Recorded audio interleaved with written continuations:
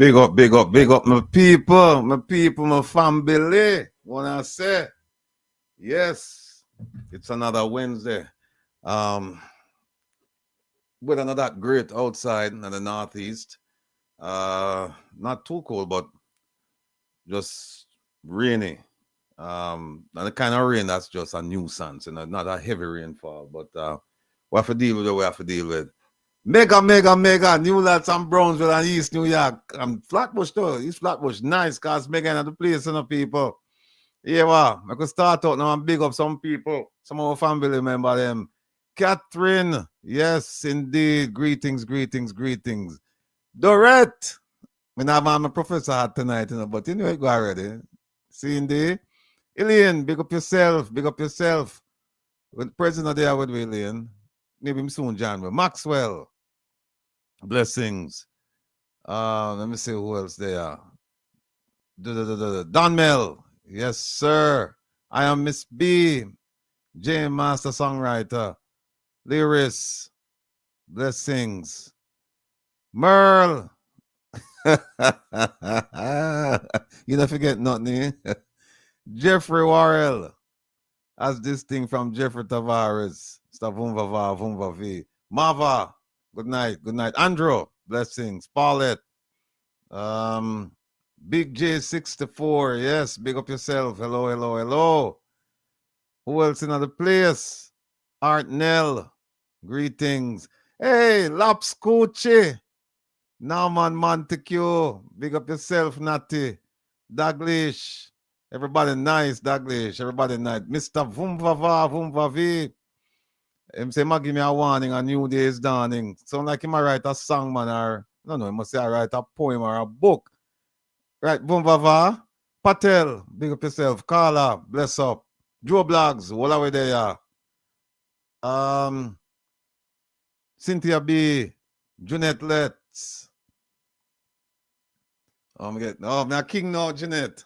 It's in my crown last week. Actually, this week, Sunday, yeah. Yeah, man, mega in the place. Juna Nakasaki in the place. Big up yourself, my brother. Hope you're feeling well. Rolva, good night. Miss Rita, yeah, man. Hurricane Ati. Carnet, good night. Yes, Eddie from Firehouse. Neville Shackleford, my brethren. Sweeney, big up yourself. Who else is here? Steve Campbell. And like that. All right, people. Here we know. Tonight, we have some very, very, very special guests. Dr. Ben's supposed to join us, but we don't hear back from him, so we don't know what going on in the film part of the world. But we have with us tonight, Lady English, lady with the aromatherapy and the oils, not oils, the oil them. She have all of them things there. And we can test one of them when we get from her years ago. Nakasaki Jr., him set me up with Lady English and me get some things and problem solve up big. And we have Jamaicans, one of the most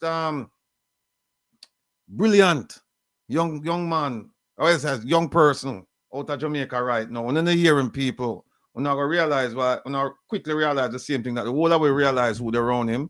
That this man has the future of Jamaica and them can't stop him no matter how much them try to suppress him and hold him down and things like that. But good always rise above evil. So that's what the thing said. Megawatts Island must come back. Now open a Lady English I talk about now. She not sell them Kyle Island. Lady English I shake her head. She said, no, I'm not sell them Kyle Island. I don't talk about. Let me see what Steve Campbell, big up yourself. Yes, Artnell. So the thing said, yeah, Jamaica is not a real place, Barrington. Hey, we see evidence of that every single day. The English are supposed to play some commercials for you, but the man who's supposed to do it, him on him way home. So him say as soon as him get in, which should be a few minutes, him line it up and we can rock and roll. Want to say big up to OT, big up to Joan, big up to all of the supporters, them, all of the ambassadors, all of the people who give us some strength when we need kind of wobble, them just firm way up. Big up all on Words aren't enough to express the thanks.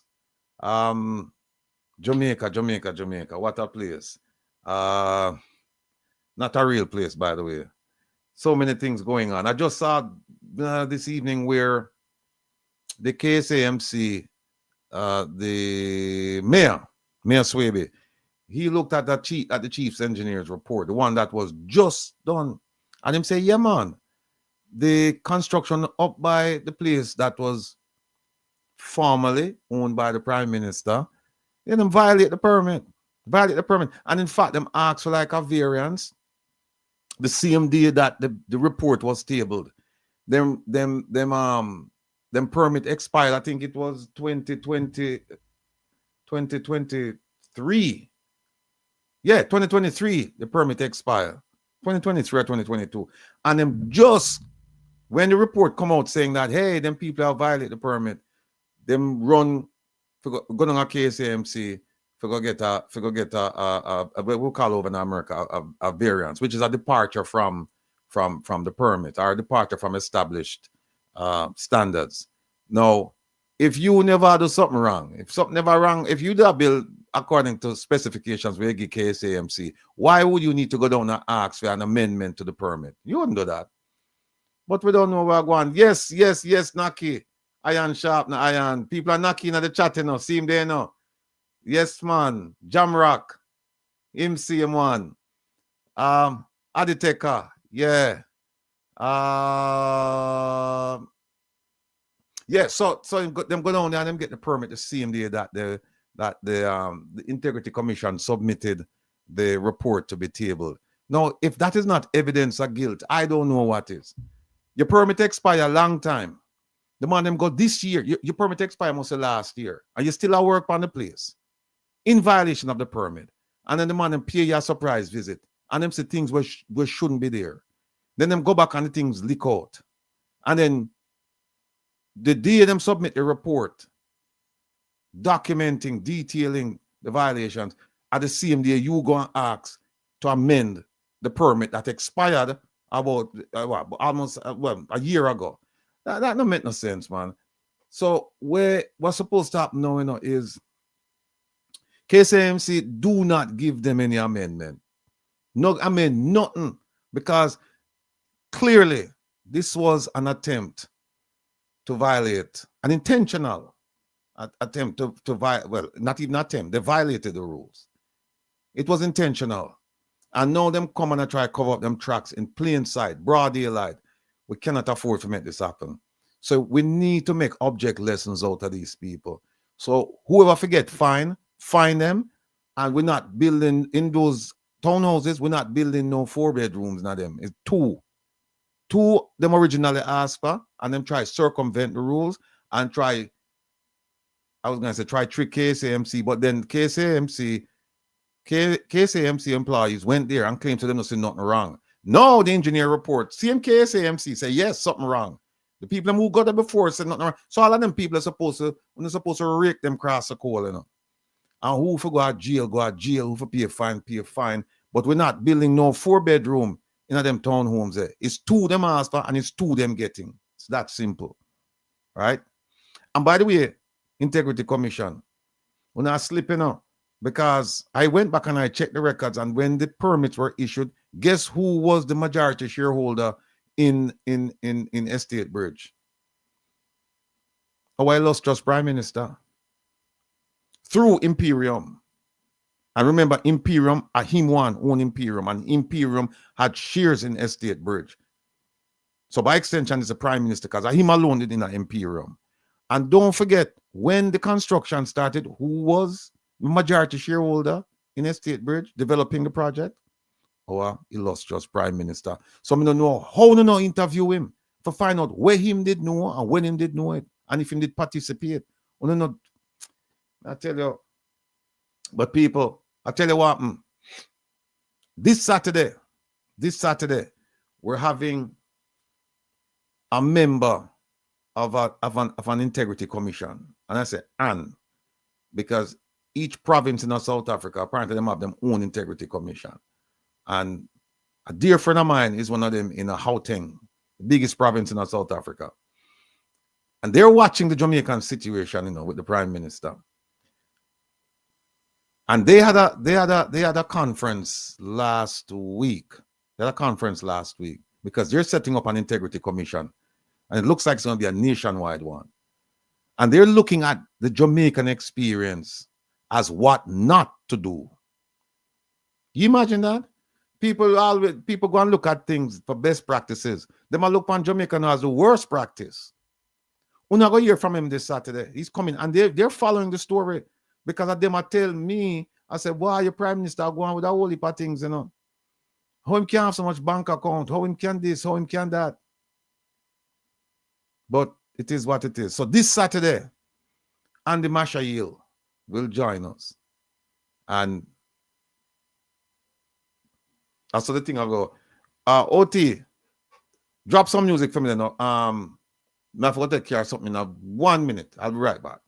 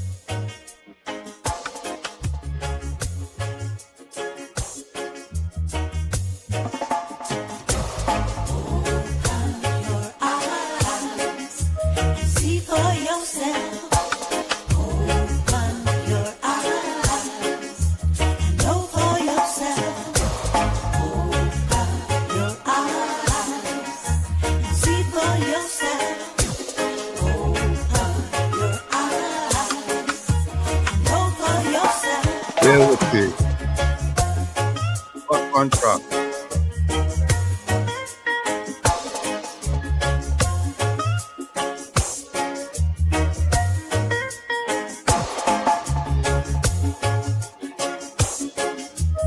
All right. Yeah, people. Mic check, mic check, mic check. Yeah, man. So that go on in Jamaica. Big things, big things, big things. Then we have Dr. Ben. Yeah, all three of my people and they are my family member them there. But before we bring them on, let me just say one more thing that we heard last week from the spokesperson for the government, who's also the Minister of Education. She come out and said three things. She said tourism is great and the economy is doing well. False. She said that the unemployment rate is 3.6. And so you go. And last week I was supposed to show some documents and couldn't pull them up. But anyway, we have them for this week. And we have some videos. And then the third thing she said was that no money, no missing. Well, she have a lot to answer for this coming Saturday. And we're going to put her to the test. And we're going to make you hear her words, the words coming out of her mouth. And then we are going to show you the documentation. And then make up on the mind. Because we're not smart people. Because we not deal with no idiot people around us. So pure smart people around us. So the idiot people, we get rid of them. As soon as them come on, so we identify them, we just get rid of them. So everybody who they right us so,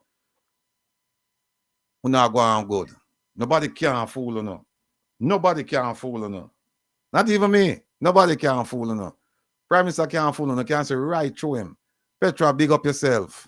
All right, folks, here without further ado, we have Jamaicans, we have Lady English, and we have the Doc himself. I think the Doc nobody will make it in, because Doc no answer me, but yeah. Lady English, big up yourself, big up yourself. I can't hear you, Lady English. Good. Nah, I hear nobody. Got me now? Yeah. I hear you now. Right. Mic check it. You're hearing me properly? Yeah, we can hear you. Doc. Yeah, man. Hearing you loud and clear. Good. Look, welcome to all three of you. It's a pleasure having you here. Wednesday night supposed to be a night. It's a free-flowing night. For Doc knows it, but I don't know. Well, Jamaicans might know it because I watch a program. Lady English, we don't know how much you watch a Wednesday night program, but It's a free-flowing thing. It's an outgrowth from the Saturday program, because on the Saturday program we don't take phone calls. Yeah. So we take phone calls on a Wednesday, and we answer any question, but we don't make up no answer, do we know? We just get truthful answer, and including the answer that we don't know the answer, and we'll come back next week with it. You know, we don't make up no answer and tell lie, not like that. But it'll turn out in a like a medical thing, which is not bad. It's good because the people are ball for this, because health is your wealth. And when doctor come, is like a cloud over the program. People them say, "Where doctor?" And we can't tell the doc, you know how much people call. Anytime you not coming up, people call me and ask me, I walk between me and you. Always good to be here. Always good to be here. Always good to be here. I see the regulars are in the house. Ilian is here. Ilian Turner is here. Artnell Muir, you know, big up everybody and, you know, welcome everybody. Yeah. Lady English, freeze up on way. Lady English, you might have to come out. Yeah, and then come back. Yeah. And also this Saturday, people, we have Dr. Kadamawi Knife from UA. The man is a wealth of knowledge. Him just enthralling. For just listen to him. You know, he might have opinions on a whole bunch of stuff, but his main focus, I think, is economics and entrepreneurship. But if you've never heard him, you're in for a treat this Saturday. Yeah, he's coming this Saturday, and a virgin obviously said to me, "Watch out, make sure you have time for him, you know, because a man when him start talking, you know, he might hold the crowd, and only now I want him go. So he's not a half of a man that is a man we are got him have to take some time and things. So if Dr. Knife, I listen to me, Dr. Knife, we look forward to see you this Saturday. Plus, as I said before, we have Andy Mashail from South Africa who will be with us, and I'm not sure if Zara Burton will be with us. And I think Zara will be with us, and there's somebody else who's coming on. Not sure yet, but the program will be nice because we have everything set up. Everything set up. All right. Well, we have writers now, people. We have a constellation of stars right so. We have Lady English. And we can't talk about Lady English because what happens is that we have a problem with me hip, you know, people. Yeah, man, we have a problem when me hit that. Me serious that thing about to get a SUV because me I say the car because you have to stoop down right for going to the car. And my virgin in the chat, Julian Nakasaki, he kept on telling me about Lady English, and him said, "No man, you need to forget. She have a pimento oil over there, man. You need to forget it." And I said, you know, man, there's a come with them thing there, and you know, me I say, better me go to a doctor. And him said, "No man, forget about the doctor and think. Try the pimento oil." And long story short, me try the pimento oil. I'm gonna have that problem there. With the pimento oil and some therapy, some stretching. I'm gonna do the stretching for over a year, going 2 years now, and I'm fine. Anytime I feel that come on, I just sap it with some pimento oil. I'm good. And then, so she there now and she'll talk about aromatherapy and the oils and all of them good things. And by the way, I took the liberty and the temerity, Lady English, forgot ask Dr. Ben about pimento oil. Apart from me, I said, "Boy, Dr. Ben, I got rubbish it, you know." I said, "Pimento oil not good enough." But surprisingly, Dr. Ben say, "No, man." Him say, "I really think that." Him say, "I really think that." Yeah, man. Yeah. And it's then fantastic. Yeah, and then you'll get the chance, man, for hold the mic and talk about all of the products and what you have, man. And we also have with us Jamaicans last night we did on a program from our Virgin program, Mystic Sensation. And Jamaicans bring out some product out. I mean, I said, well, hold on, everybody I sell product at both time me get some product and put my name on the thing, on the label and put to. But until then, we have the trio, you know. And so we're happy tonight to have all three so we can talk about medicine, aromatherapy, this, that, the whole thing, because that is what the people are yearning for. Them are yearning for the fountain of youth. Them are yearning for how them can stay healthy and live a happy and healthy life. And everybody want that because, you know, if you don't have health, it no matter how much money you have, you know, I mean, nothing to you. So let me start with you, Lady English. All right? Hi, yeah. Hi. Thank you for having me. Oh my God, I'm just honored. You're the FBI guide, you know what I'm saying? You're always in the news, so it's a real honor. And I do watch you on a Saturday. You got thousands of people in your chat, so you're really popular. So I'm humbled. Thank you. All right, thanks. Tell us, who is Lady English? Where's Lady English from? Where are the accent? But tell us, where's Lady English from? Her connection to Jamaica, how she got involved in this business. So my parents are Jamaican, and they went to England, part of the Windrush generation. They went. My mum and dad, they left on July 4th, 1962. They met on the flight when they were going to England. My mum was going to meet her brothers to do nursing, and my dad was going to join his parents. He was from Clarendon, and my mum was from St. Thomas. So my connection to Jamaica was pretty sparse in England. I mean, I knew my family's Jamaican, but my mum grew up in a time when, you know, she considered herself British. So she denied her Jamaican-ness most of the time. And because she was the last of 13 kids, she had a pretty privileged upbringing because of her complexion, and she didn't have to do much. So she didn't know much about Jamaica and the herbal stuff and the food. She never knew about chicken foot and turn cornmeal and stuff like that. And neither did I pretty much until I moved to New York in the late 90s. I'm a journalist by trade, and I work in music, so I do artist management. I discovered pimento oil on a trip to Jamaica in 2008. I went with my friend, and I was getting cortisone shots in my shoulder, right? Because I had a car accident. So, you know, you have herniated discs and pinched nerve and that. So I was getting these shots. So my friend, Mr. Keelan Beckford, I used to host his radio show. He told me about Bar Fountain, and it's in St. Thomas where I was going to be staying. My mum from Duaney Pen, but she grew up in Kingston, but I was staying with her sister. So we went to Bar Fountain, and we had a bath under that boiling hot water, and then they massage you with the pimento oil. So that night, it was just such a fantastic sleep. I slept like a baby. I felt so good, and I was like, I'm going back. I'm going to get some. Since moving to New York, I was selling English clothes. I had a lot of customers who worked in health, a lot of CNAs, nursing aides. They all worked in the hospital. Lots of knee pain, swollen ankles, poor circulation. So I knew that they would like the pimento oil. So I went back and spoke to the guys. They told me what was in it. And when I came back, I called the FDA and told them about the product. And they said, well, just go to the airport. So I went to JFK, to customs. You tell them what's in it. And they told me about fever grass, pimento, cinnamon, nutmeg. They told me that they soak the leaves in Jamaican black castor oil and olive oil. So I went to the airport.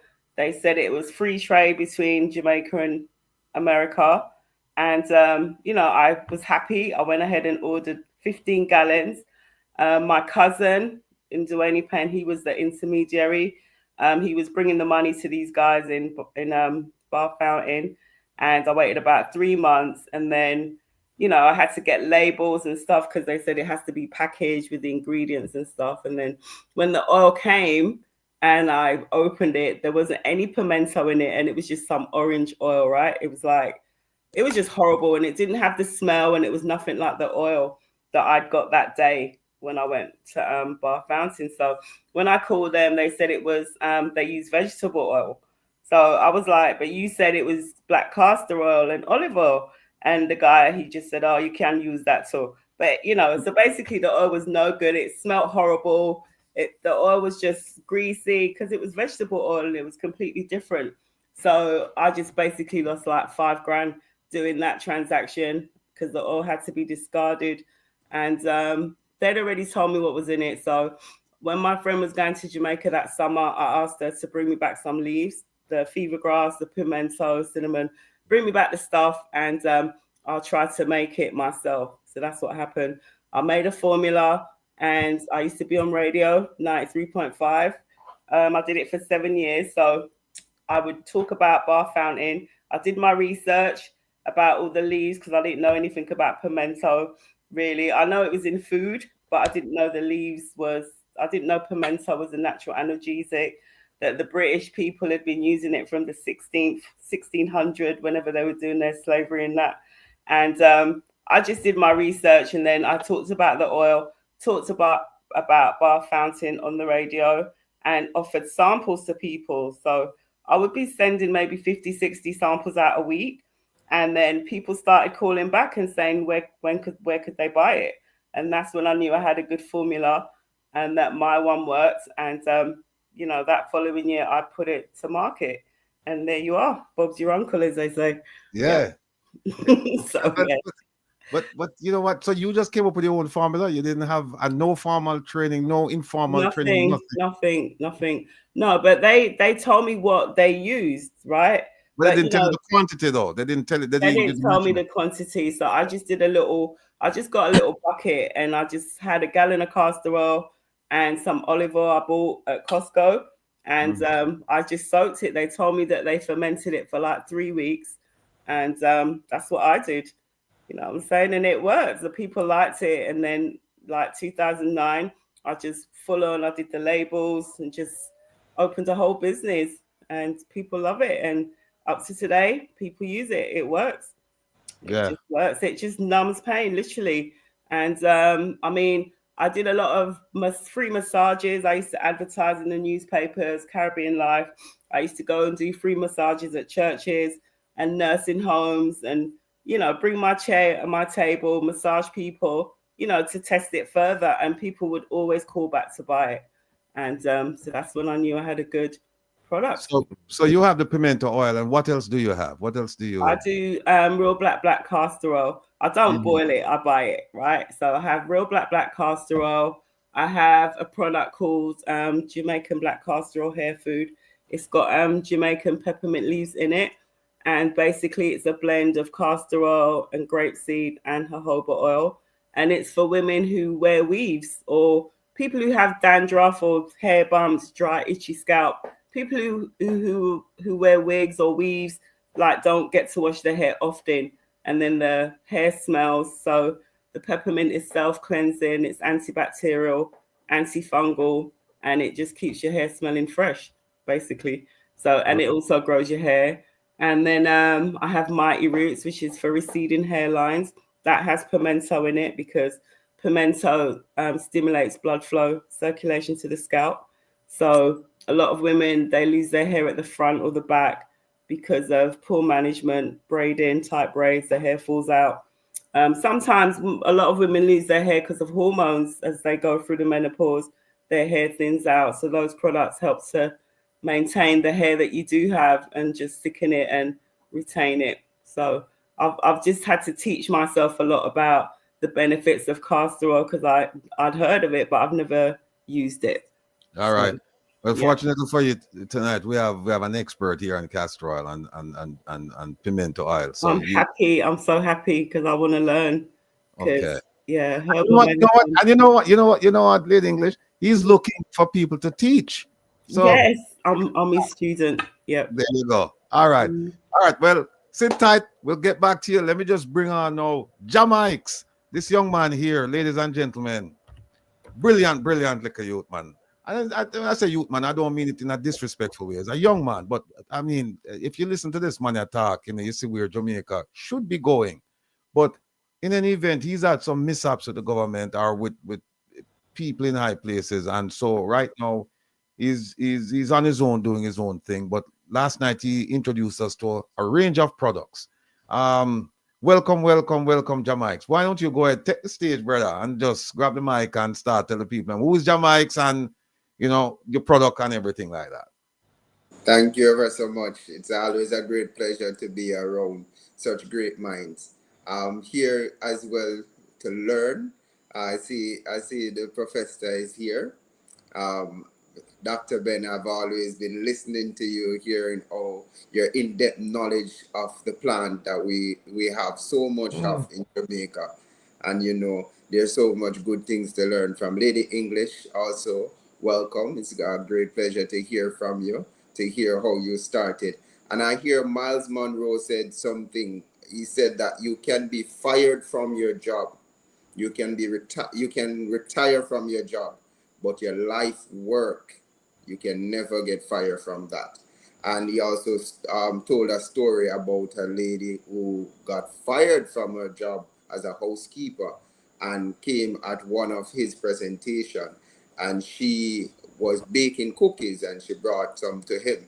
And he said to her that she need to, bake some more cookie and have a factory. And she did that. And she was able to bring 10,000 US to the next show just to give him for that. So with that story, I'm just telling people that sometimes there are mishaps in life, but sometimes the mishap is the best present you can ever have. So whatever you have in your hands, in your mind, use it to the betterment of yourself and to empower others. Jamaicans is my name. It's a great pleasure. I'm a happy Jamaican, happy about my culture, my heritage. People, the more I learn, the happier I am, because it's just passing on knowledge. It's just gaining more, adding to you. The products that Mr. Rattigan speaks about that I presented last night, these are not my personal products. I'm affiliate, right? So I'm affiliate marketer of these products. The lady that does it, bright, beautiful lady. The moment you see her, there is an allure to her. Her skin is vibrant and gradient, and it just looks good. So I said I had to use some of her products, and this is actually something that I've used. Her coconut oil. The coconut oil, she also tells me that it is good for odor.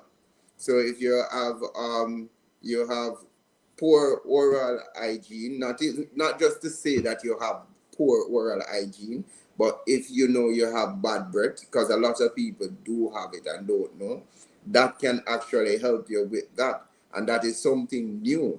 It also gives you energy. It's good for your skin. Very, very good for your skin, for the soothing of your skin. And let me tell you, she's a prime example of what it is. So I had to get me a bottle, and I also got me a bottle of black castor oil. And to know that Jamaica's castor oil is so potent, very, very potent. This product also, Noonie, something a lot of us see and we see it thrown away. Dr. Ben can speak a lot more about it. I can tell you from personal experience with this, my son, he's 8 years old. I've been taking him to many pediatricians trying to get over his constipation problems.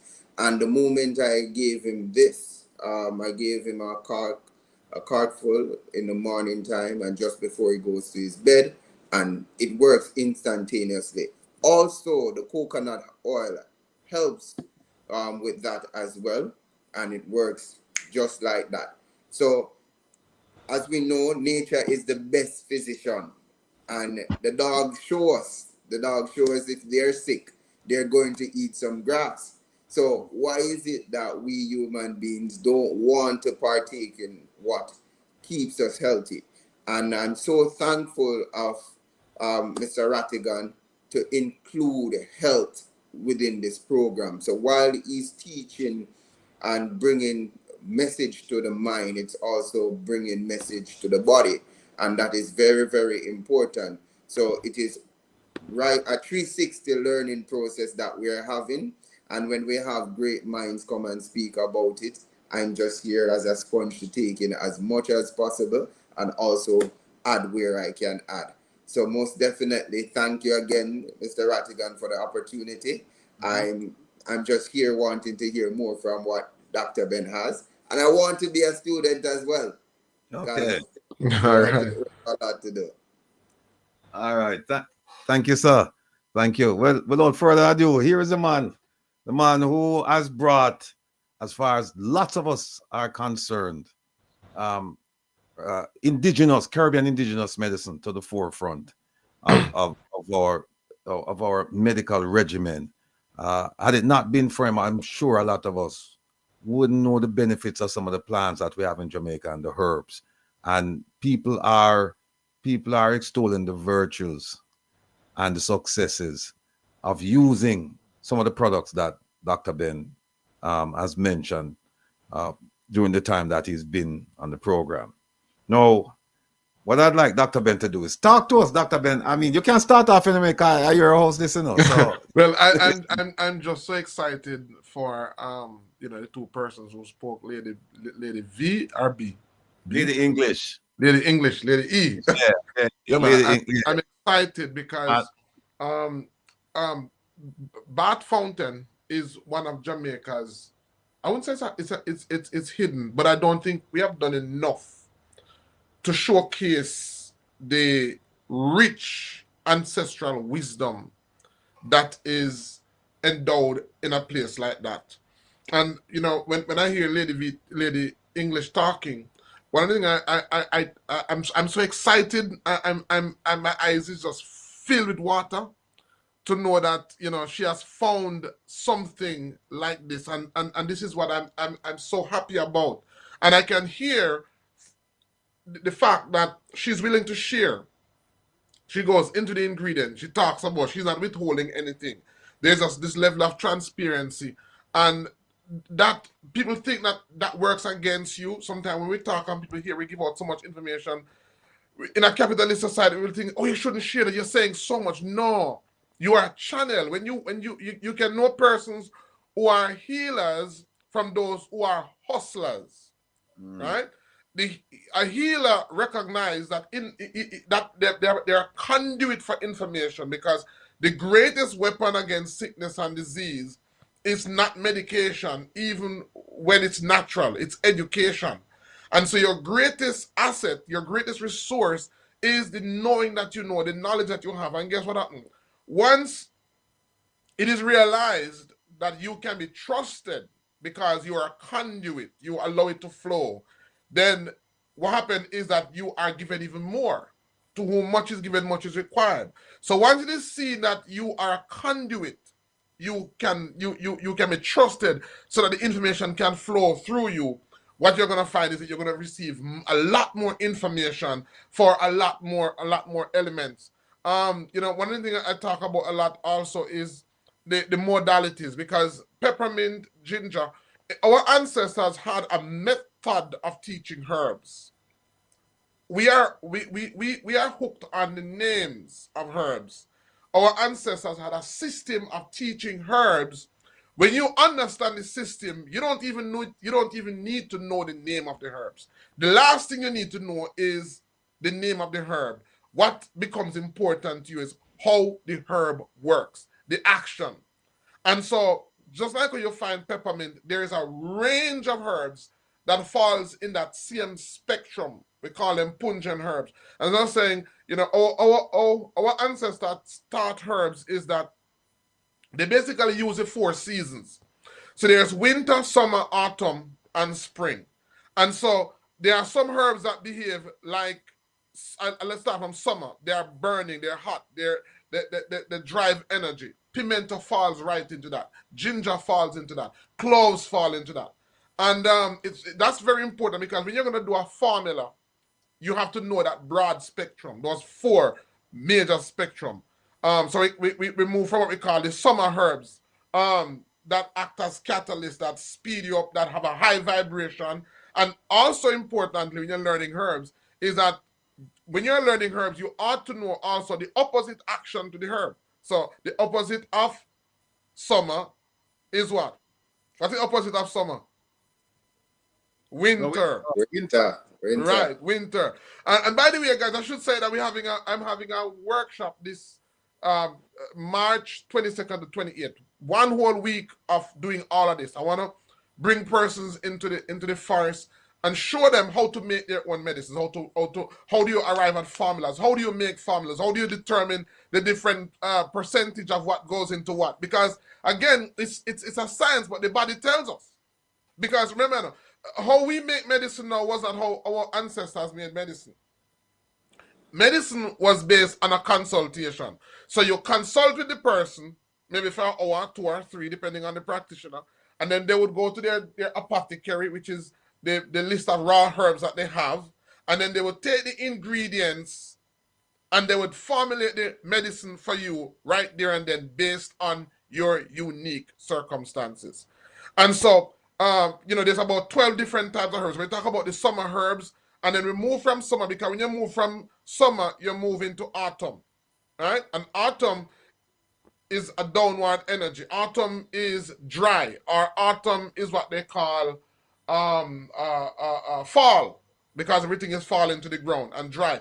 And then guess what happened? Our ancestors realized that there are some herbs that have that drying effect.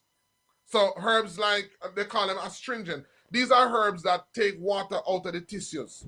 And depending on the problem that you have, we know how to fix. You can know how to balance it. So any problem that you talk to us about, when we understand what we want to do is just understand what's happening in the tissue. When we understand what's happening in the tissue, from that we know the body tells us. So, for example, if it is that the person is having have too much fluid in their tissue, in order to balance it or to move that fluid out, we use astringent herbs. Then we move from autumn to what? Winter. Then winter is cold. Winter is where you have lots of water. So winter is the opposite, they call it ice, which is the opposite of fire, summer. And there are some herbs like aloe vera, mucilaginous herbs that hold water. Those are the herbs that fix that. And then broadly you move from autumn to spring, and spring means up. Spring is the opposite of fall. Fall goes down, spring goes up. So things are springing to life. And so there are herbs that when you put them in your mouth spring water. So there are some herbs that dry water out. There are some herbs that make it spring water. There are some herbs that put fluid in your tissues. There are some that... So just by just going through that, it's very, very simple. It's very, very simple. In one day, we can learn that. And this is something that I recommend for everybody to know, because there's this whole thing now, Ratty, where we're talking about artificial intelligence. Now, the fact that you have artificial intelligence, it means that you have natural intelligence. And artificial intelligence, by the way, is the opposite of natural intelligence. In order to make artificial intelligence, and I wish one day you could get somebody who is in the realm of artificial intelligence, and we talk about them, about the natural, about herbs and so on, you would be surprising to see that artificial intelligence is literally the opposite of natural intelligence. So in order for artificial intelligence to thrive, you have to study natural intelligence. For example, artificial intelligence is based on a frequency. You ever notice that the more we move into the artificial age, people are going to develop issues like not being able to focus, not being able to concentrate? Because artificial intelligence operates on a frequency that is very different from our frequency, which is natural intelligence. So you find that, for example, the person who is into artificial intelligence, you find our children, in some countries even banning it now. People can't focus. People are developing ADHD. People can't stay still. TikTok, the reason why TikTok is big is because people's attention span is so short that any platform that promotes that requires short attention is what is going to do good. It means that our brains, or we are spending so much time with artificial intelligence that we are becoming detached with natural intelligence. Now, with natural intelligence, like our queen here, for that 1 week that we're going to be doing, if you go, one of the reasons why we can't listen, nature, some people say, but I don't hear anything. When you spend too much time with artificial intelligence, it's very difficult for you to connect in the natural intelligence. So, for example, if you, Ratty, was sick, if you go in the forest for the first day or two, it's like you're a wreck. If you spend a lot of time with artificial intelligence, you become stressed. It's going to take you at least about 3 or 4 days for your energy level to become what is called, for your energy level to be climatized to your environment. And then after a while, your spirit, we call your spirit comes alive, where you begin to hear. When a musician sometimes, for example, experience burnout, and they said, or a writer, and they need to go somewhere in the quiet, what they're doing basically is connecting with natural intelligence, and their intuitive juice begins to flow. Artificial intelligence blocks that and stops that. So artificial intelligence is the opposite of natural intelligence. As I was saying, that we're going to be seeing those humans who will not become genetically modified will find that they start to develop certain diseases, and there are some that people start. I have one client now who basically is affected by the frequency. She can't function. The frequency is not conducive to our frequency, and so it gets you sick. You know, so there's so much for persons to know. I believe that even for persons, we need to start to develop this habit where we start to say, okay, I'm going to spend an hour or two deliberately in nature. Just deliberately. Because the more we disconnect from nature, is the more difficult it is to function. Our natural abilities, for example, telepathy. All of these skills that we are using through artificial intelligence, every single one of them, we have them. But for us to tap into them, we are going to have to leave this environment and go into a natural environment for a time and allow ourselves to be connected. And there are herbs also that can allow you to be connected.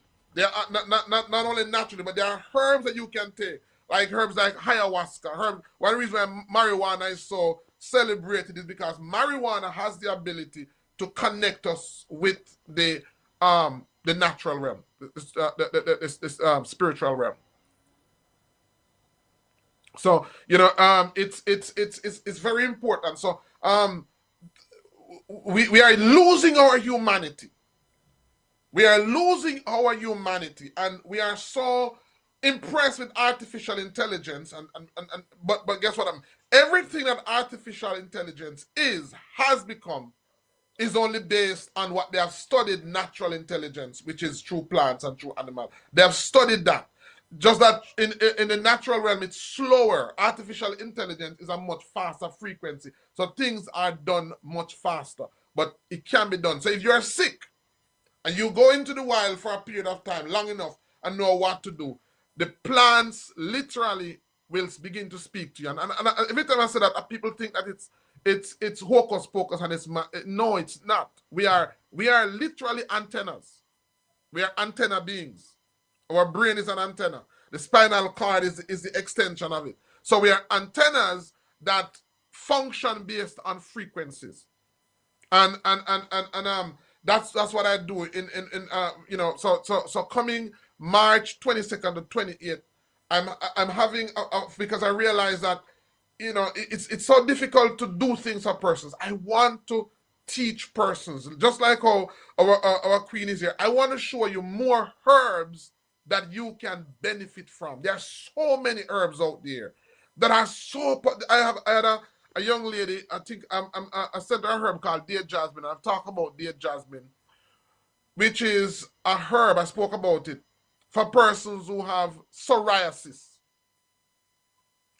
Now, I've shared it with two persons. One person have built a business out of it. She has built a soap out of it. And there's another person I'm going to give some herb tomorrow that second is building a business out of it. Just one herb. Because if you know what psoriasis is and how embarrassing it is, if you can have something that, you know, wonder if it work or hope it work, this is something that works 100% of the time. And basically, I've seen, I don't know if anybody has gone to my page and they've seen a video of a lady. I had a lady that took a medication and her skin, she was changing skin like a lizard, like a snake. All her skin was flaking off.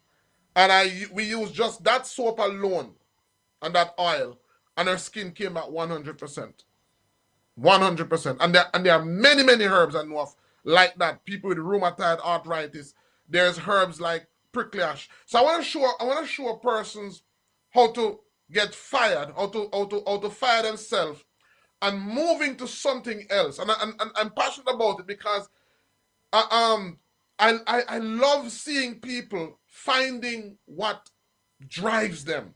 I love to see people who thought that there was no hope, only to find out that there is hope, and it is as simple as 1, 2, 3. You know, even in the workshop I'm having on in March, we're going to Bath Fountain, because I don't know, Lady V, Do you know about the mud that is there? Have you started using the mud? Yeah, before they massage you with the oil, they rub you down with the mud. They do a mud pack all over you. Do you know what I'm saying? And it's soften. It's like an exfoliation. Do you know what I'm saying? It gets rid of the bumps and Well, stuff. so we have the mud as a product by itself because the mud is rich in sulfur. Now, sulfur is a natural antifungal treatment. It's a natural. In agriculture, nearly every spray that they have for the citrus fungus and so on, it's sulfur based. So for persons with a number of liver spots, a number of skin condition and scalp condition, that mud works wonders. Not with anything else, just the mud. So it's actually a green mud, and I don't know how many persons know that Bath Fountain used to be a hospital. It used to be a hospital because a slave ran away from his master who was whipped. And when he ran away, he ran into the mountains, and all his scars, everything was healed. When his master got him back, and he told him that it was the fault. That's how Bath Fountain got his name. That's how Bath Fountain became family. It was found by a slave, and since then, Bath Fountain has helped millions of persons, literally over the years, with aches because of the warmth and because of the sulfur and the other minerals that are found in the water. So Jamaica is just, there's just so much healing here. I could talk about so many herbs that persons can use for stomach issues, for some ailments. And I don't want to say it on the platform because you don't want to bring that much attention to yourself. But I'm telling you, there are some herbs out there that are working, that are wonderful.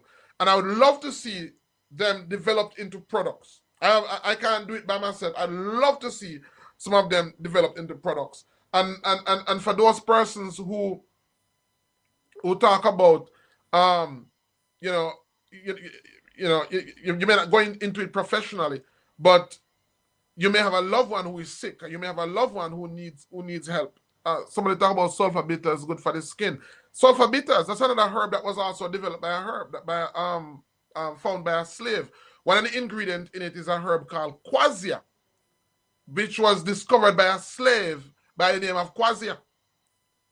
So Quassia basically ran away, and when he ran away, he had syphilis and he had gonorrhea.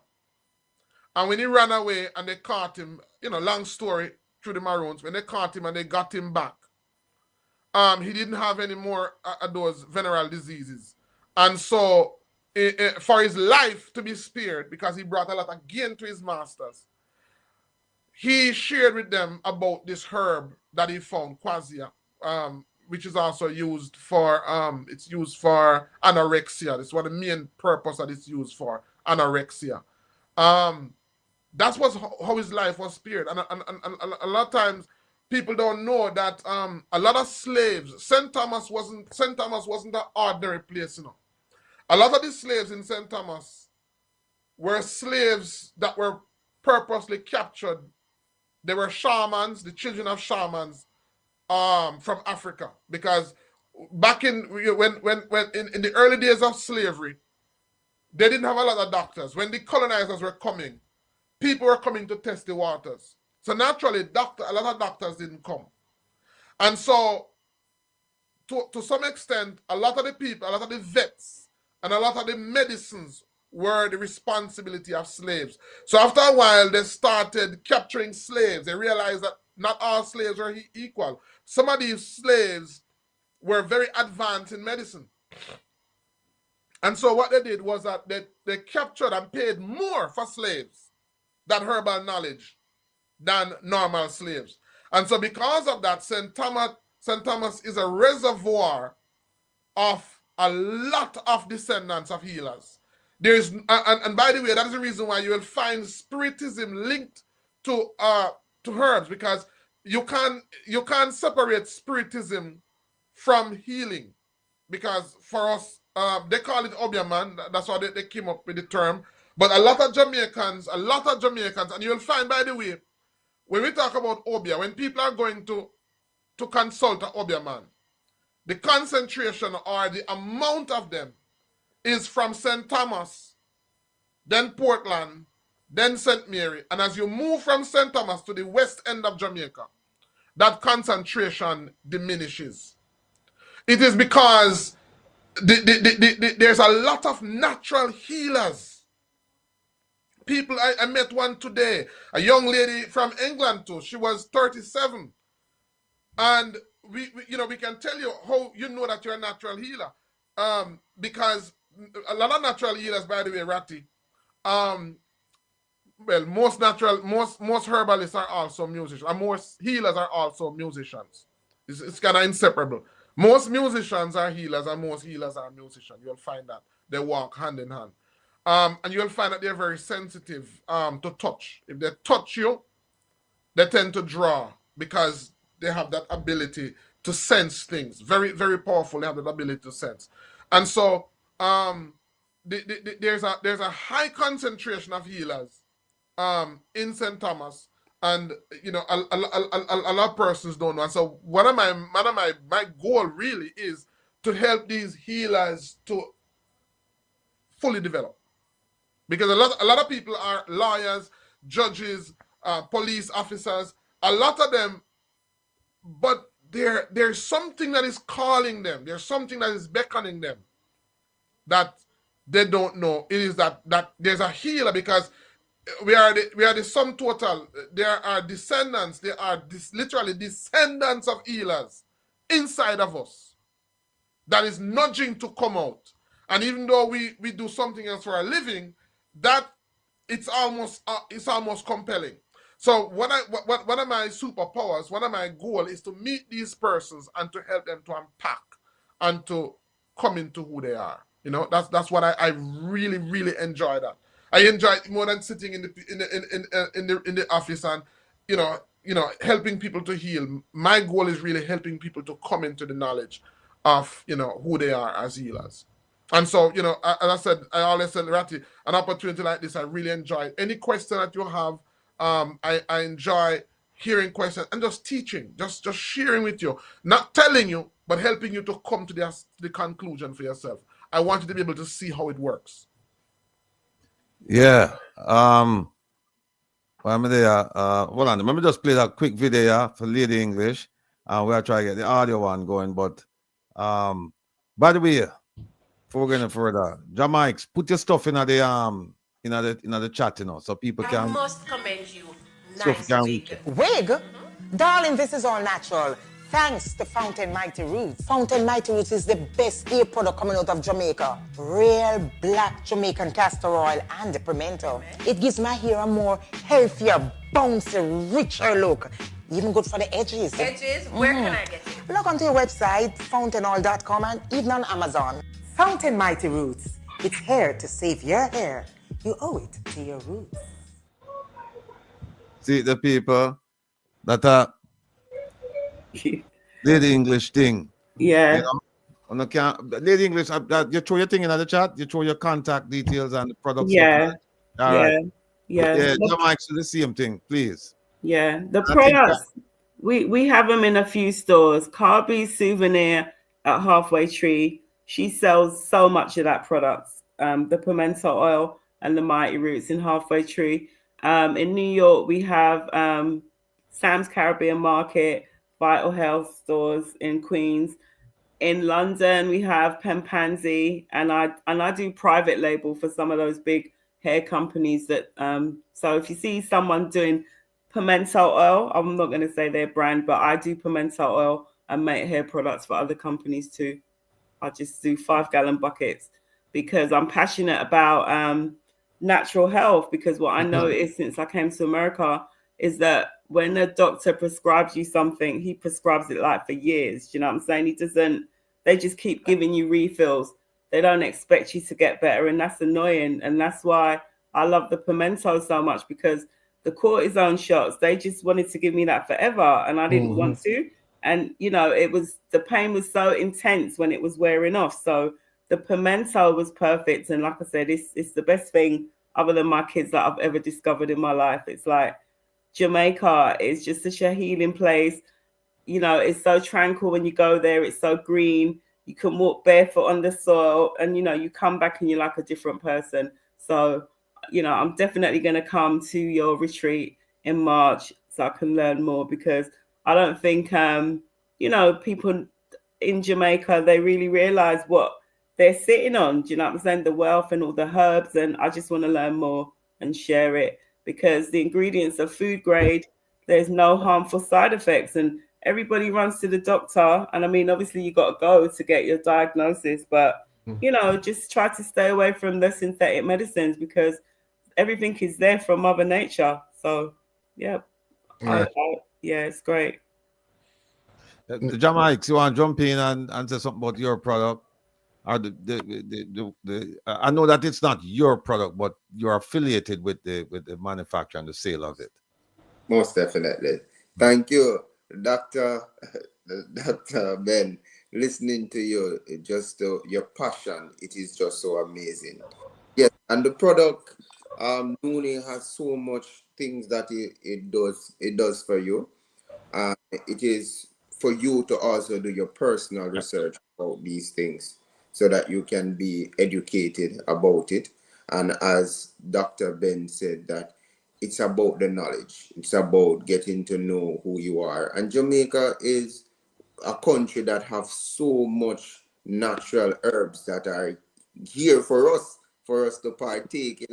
Again, watch the dog and see what the dog does. Yeah. I'm just quickly gonna read out a few stuff that it does for you. So effective in curing gut, boosts immune system. Yeah, provides relief from arthritis, helps to maintain healthy heart, rich in antioxidant properties, aids in reducing risk of type 2 diabetes. And again, we can ask Dr. Ben all of these things just to ensure that we are confirming these things. Yeah, it stimulates and release digestive enzymes. As I said before, it helps my son with his digestion problem.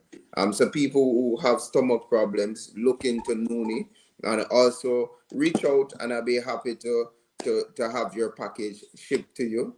And my son said something to me the other day. He said, as an 8-year-old, he said to me that, Daddy, you know that you live. Well, he's coming.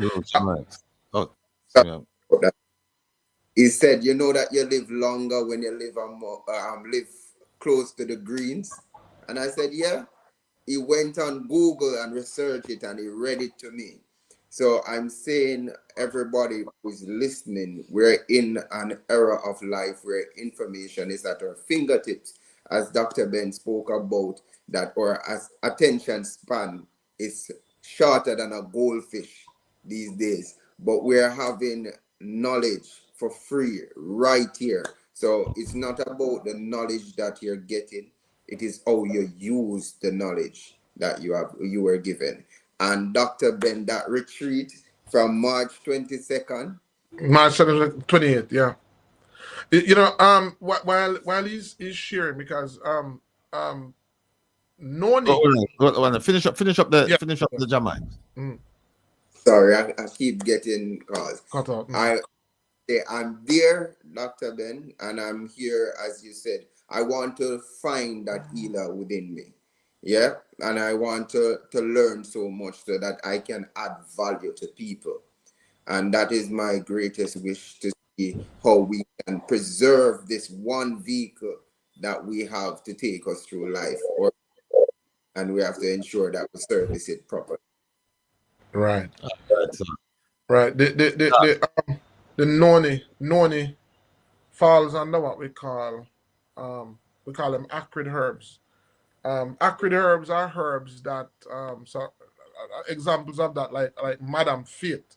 Acrid herbs are herbs that when you like when you burp, when you vap, when you belch, and you feel this burning sensation in your throat, that's an acrid taste. And these are herbs that help with inflammation. One of the reasons why noni is so good is because noni is the juice is formed through fermentation, which means that there's a lot of helpful bacteria in it. There's a lot of probiotics in it, actually. So for persons who are having stomach acidity, for women with yeast infection, funny enough, a lot of women think yeast infection is a vaginal problem. Yeast infection is actually a stomach problem. When you have too much, because the stomach has two types of bacteria, harmful bacteria and beneficial bacteria. And when you have too much harmful bacteria in the body, there's one particular bacteria, it's called candida, which comes from the word candy, or sweet, or they call it yeast. When there's too much in the stomach, the body try to push it through the natural orifices of the body. So for persons who have a very, very, very, very bad yeast infection, sometimes it comes up through the mouth, and it's called a thrush. And we will see babies that have them on their tongue, and sometimes it comes on the mouth. And I actually have a family member who had some issues, went to their doctor, was prescribed antibiotics, and they got so much antibiotics that it messed up their natural gut biome. And so what happens to that family member now is that every now and then, when the person becomes stressed, or when the person's immune system breaks down, yeast, which is one of the bacteria that must be balanced, because we have good and we have bad. The good ones, when you have enough good bacteria, what they naturally do is manage or suppress the bad bacteria. So when you don't have enough good bacteria, what happens is that the bad bacteria becomes dominant. So that's why you need a probiotics, because a probiotics is actually bacteria, but it is helpful or good bacteria. So you're increasing the population of good bacteria. And so when a woman has too much bad bacteria from yeast, eating bread, eating biscuit, eating sweets, eating chocolate, eating stuff like that, what happens is that the body, one of a woman's natural orifices is the vagina. So what the body does is that the body push the yeast. So even though it's not listed on your product, that juice would actually be a very good juice for women who are having yeast infection. And it can also be used externally, not only internally, but it can be used externally. So a woman not douche, but she can use it to wash her body or wash that area. And topically, it will get rid of the flare-ups. But if you take it internally, what you notice is that it increases the good bacteria and helps to bring balance in the stomach.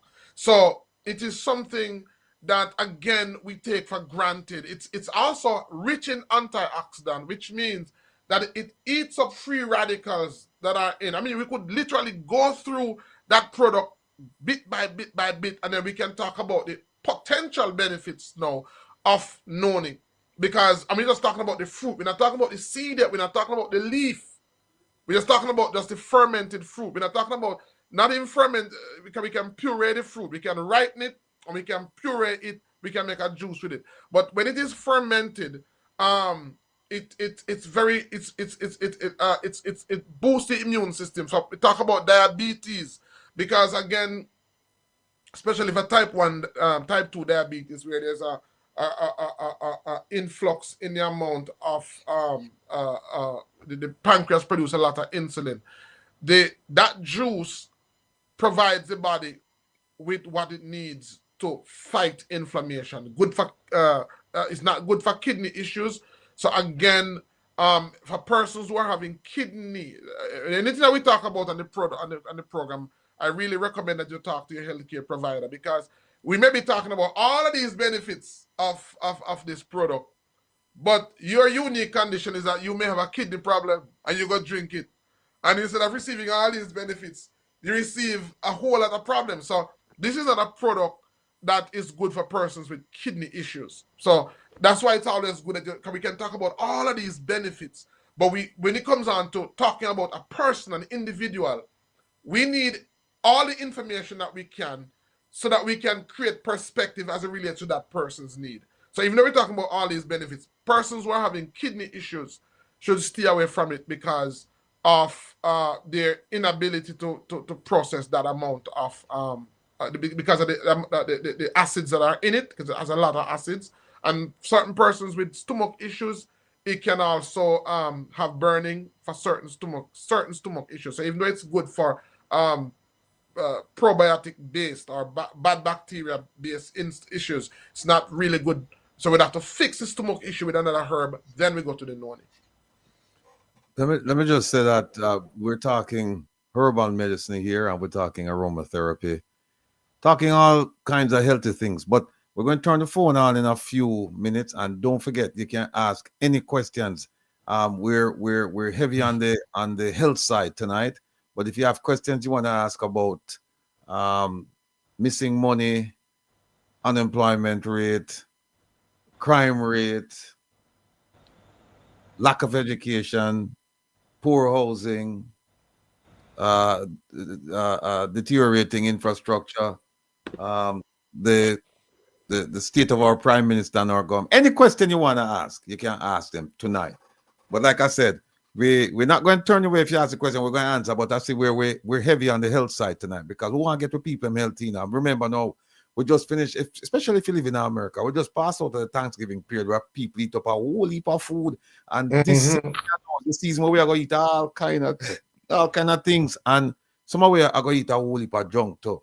So we really need to hear from the health professionals, from the herbal professionals, what can be done, what should be done during this period here, because I can tell you that it started already. And I think themselves, most people put on weight during this time period, Oh, yes, man.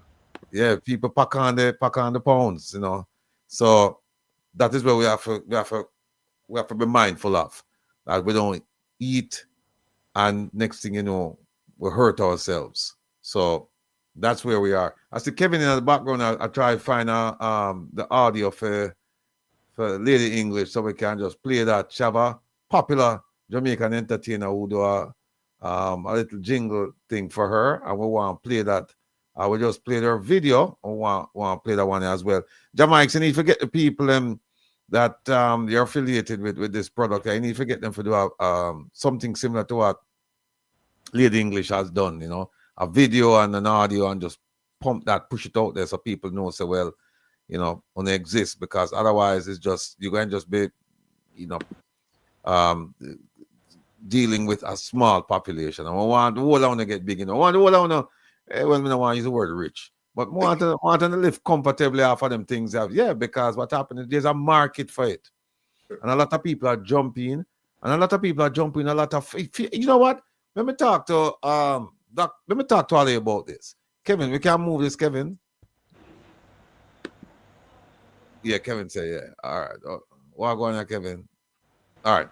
Let me move this. All right.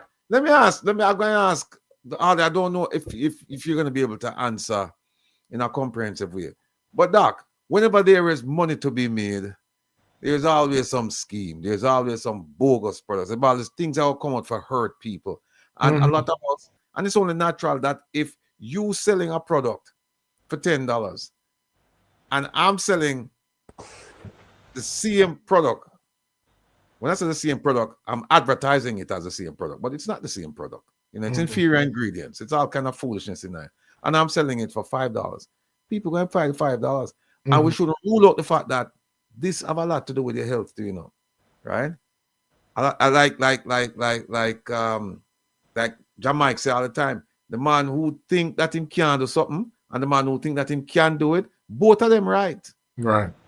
Both of them right. If you think you can't do it, you're not going to do it. And if you think you can do it, there's a good possibility you're going to achieve it. So I want to talk to us about bogus products now. I don't think we've ever touched that. How do you, is there a way that you can spot it beyond pricing? Is there a way that you can spot it? Yes, definitely. Ingredients. So it all goes back to knowledge. So this is not something I said for somebody who just wants to practice. One thing that empowers you to be able to do is to evaluate a product. And as you talk, I wanna for tonight, because we have two persons on this show that have product. I wanna talk about Queen English first, and then we go to Jamaics. Just because they have products I want to talk about, because a lot of times if you understand why the product works, you can also talk about what are some of the potential benefits, even some that they haven't mentioned tonight. Right? And I see the questions, but knowledge is important because I saw somebody ask something about Candida sap, and I just went on, never heard about the product before, and so I can't talk a lot about it, but I looked and I realized, okay, it contains garlic, I see the percentage, it contains berberine, I see the percentage, it contains oregano, selenium, all of those product ingredients. So you're able to evaluate effectiveness based on the fact that you understand how these work. And even by looking at this product, I could say yes, it works, but it wouldn't work for certain people that has certain cases presented before me, because when you're gonna choose a product, ingredients fall into four categories. There's what we call the lead ingredient. There's what we call the supportive ingredient. Then there's a balancing ingredient. Then we have the driving ingredient. So the leading ingredient is what is that is determined based on what is presenting itself. So, for example, oregano, which is antibacterial or antiviral.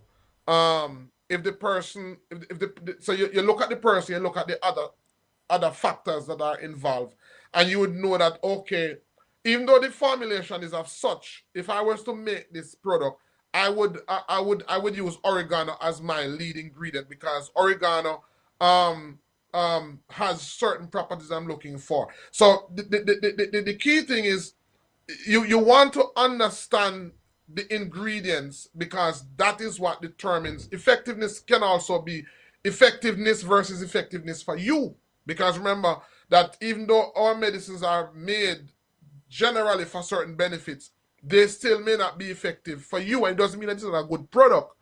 It just means that the formulation should have been tweeted in a particular way to be beneficial for you. Mm-hmm. Maybe more oregano, less garlic, maybe a higher berberine, because nobody has one condition. Each of us have multiple conditions. And in natural medicine, we do what is called the ABCD approach. We activate, build, cleanse, and direct aid. And so in some instances, for a person to get better, what we need to do is to help to activate certain things in the body that is not activated. For some persons, what we need to do is to build.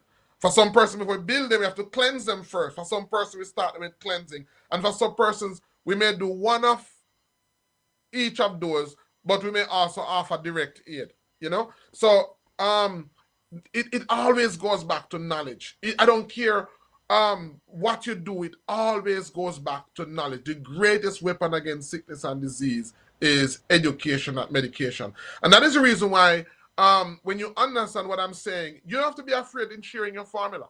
You don't have to be afraid in sharing any formula at all, because you understand that one of our top medicine is our kidney tonic. I don't have no problem in sharing that formula, because sometimes, even as good as it is, sometimes we have to adjust the formulation for persons, or we have to increase the dosage for persons. So apart from price, the next thing that you need to do is you need to become knowledgeable so that you can have good judgment, and you can pick up what makes sense from one another. Because we're sensible, as you said, we are sensible. So when a man start talk, for example, I'm doing a series now on cancer, and the reason we're doing the series is because too many people are being taken advantage of.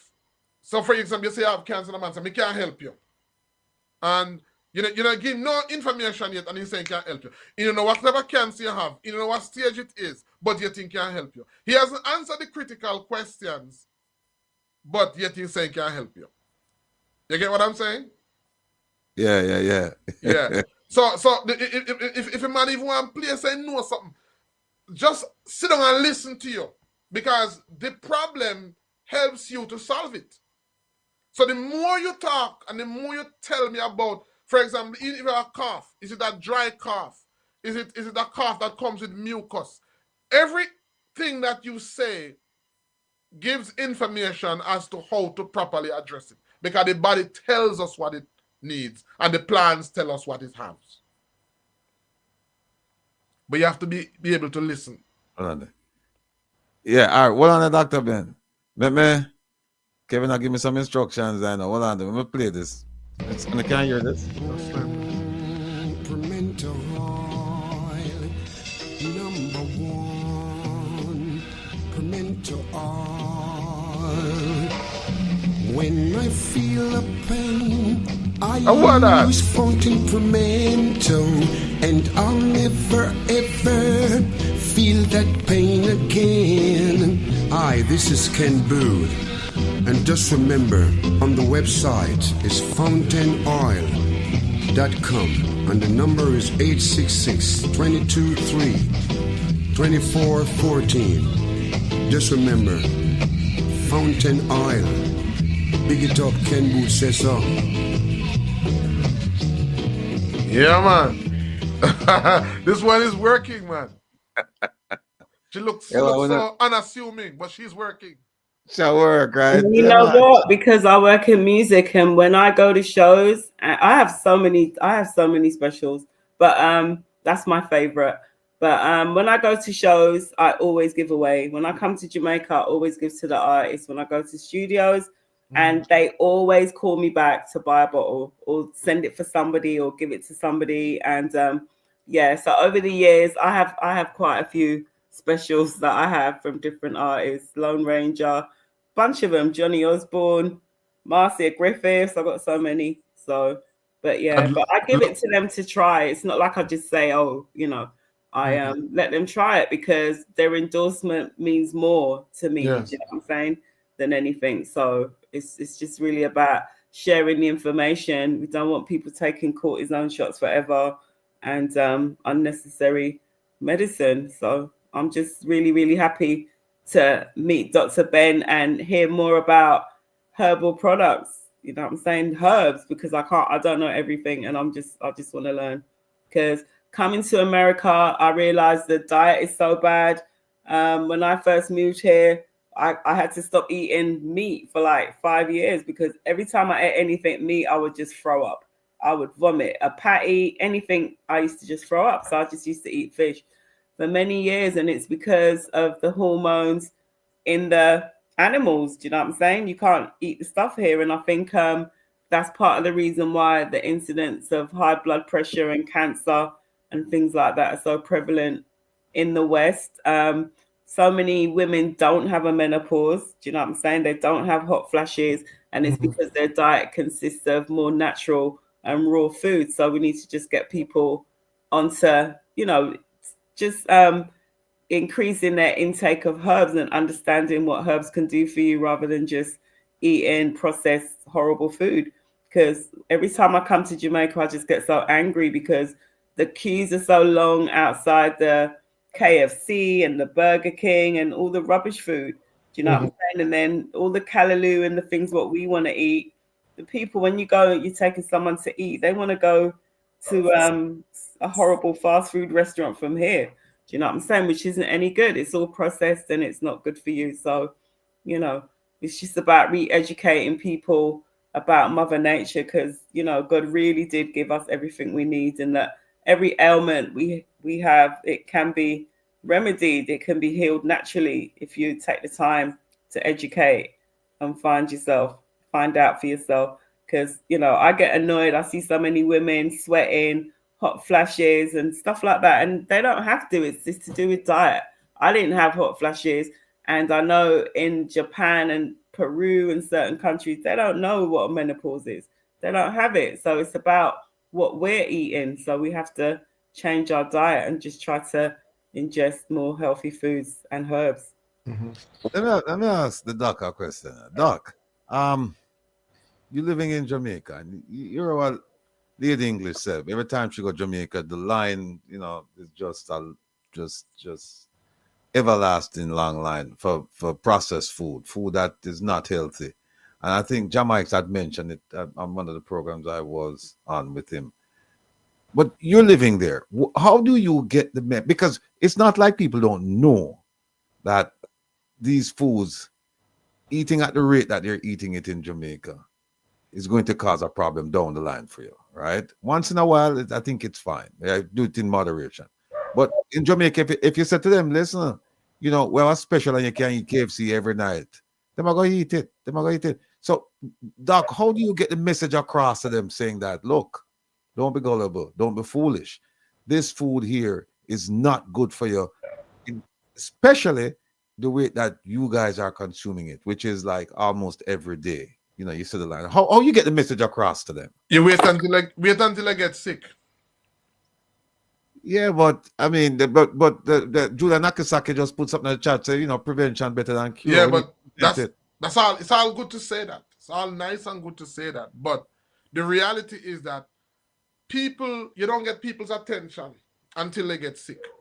The only other way we could avoid that is if a lot of healthy persons went to the hospital and saw sick people, because that's the only way to get that type of wake up. You know, when you go to the hospital and you see persons who are sick, for example, and you found out that, for example, this person is coughing blood, this person is on oxygen, and you ask what happened. So this person just smoked. That's all that causes smoking.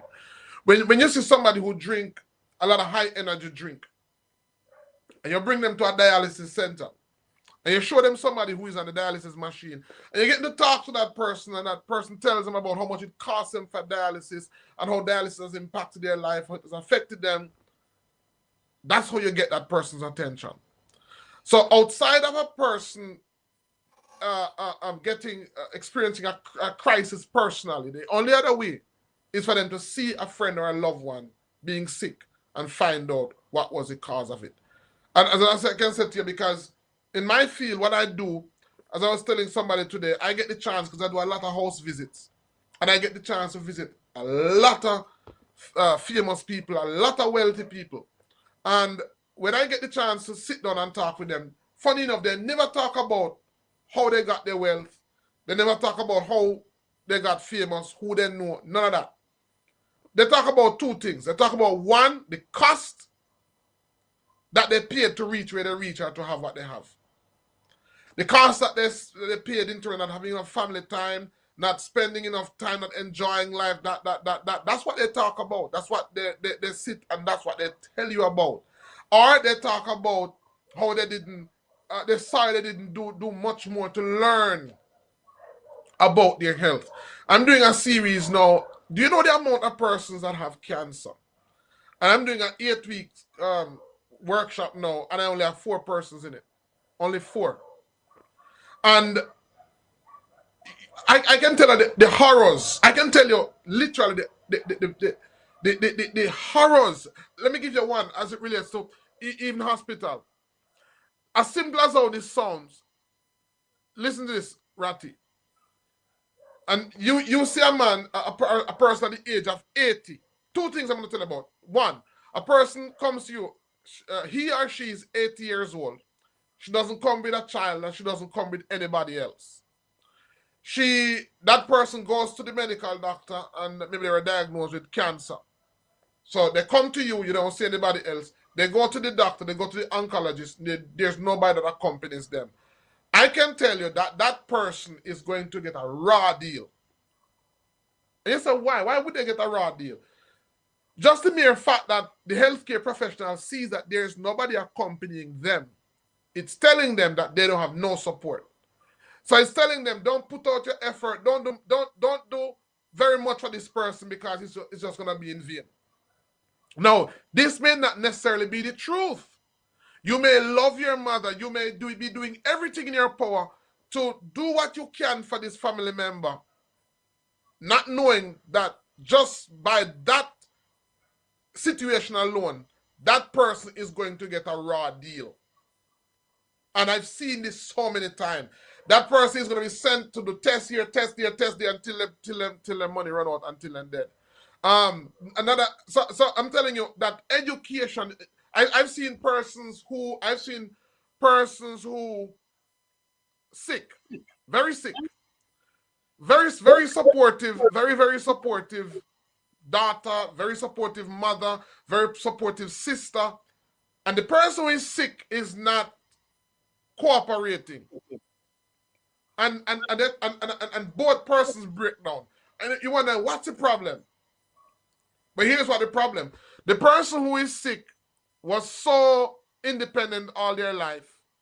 This person who is sick has never gotten so much attention, and the person don't feel that they deserve it. So just to see how they cause you to rearrange your life for them, just to see how you have made sacrifices for them, they feel that they're a burden and they want to hurry up and die, so they're not cooperating.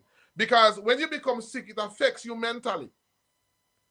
So you can't just deal with the person physically. There's an emotional and a psychological component that you have to deal with as well. Now, I'm telling you this because when we see so many people sick and they come to us, they just want, oh, what herbs is good for that? And you talk about that. When a person hears that they have certain condition, they become fearful because they don't understand. That's what I'm telling you. It always goes back to education. That's why I've pretty much changed what I'm doing, and I've focused it on education because I realize that when a person is not educated, so for example, in the one herbalist this week, the one next week, in the other oncologist this week, in the other oncologist next week. The minute you hear about the next great thing, he's moving all over the place. That is because of fear and because the person don't understand. They don't know how to evaluate a good program. They don't know the questions to ask. And the healthcare provider know that they don't know the questions and they don't have the time to educate them. So guess what? They're going to get a raw deal. So if you have kidney problem, blood pressure problem, arthritis, cancer, AIDS, it doesn't matter what your ailment is. If you are ignorant, your natural function is going to be out of fear. Once some unscrupulous persons know that you are fearful, they're going to milk you for all they can get because they know you're fearful. Worse if you're fearful and have money. Fearful and have money? Me rock stone pages. Because you have some people in a rat when they come to you. Some of them even vex when I tell them when you share with them that they're not as bad as they think, you know. Because some people want to hear that because of how they feel. I talk to a person, and when you see them, you realize that, man, it's nowhere near what they talk or what they sound like. So I said, education is very, very, very, very, very important. Any opportunity you get, the word doctor comes from the same root word as the word doctrine. So a doctor is supposed to be a teacher, not necessarily somebody who just tell you what to take. No. Any healthcare provider who you goes to that is not ready to pack you up with information, run.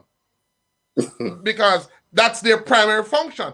Their primary function is to share with you and to guide you. Not to tell you, not to do it for you, but to guide you. How you gonna guide somebody who don't have no knowledge? Very difficult because they don't even know the right question to ask. You have to imagine the questions and answer them for them. So I said to persons, the greatest asset that you have is your health. Some people know more about politics, they know more about farming, they know more about other people's business than they do about their own bodies. And then when they get sick, overnight they want to turn you into Obia man. They want you to work. They don't even have to give them a medicine after 1 month they feel better. Don't work like that. Education. Any opportunity you get. So people should be coming on the show with questions. BLC people come with questions. We want people to come with questions. We want Lady English, you want to put up on the spot, drill about our products. Right.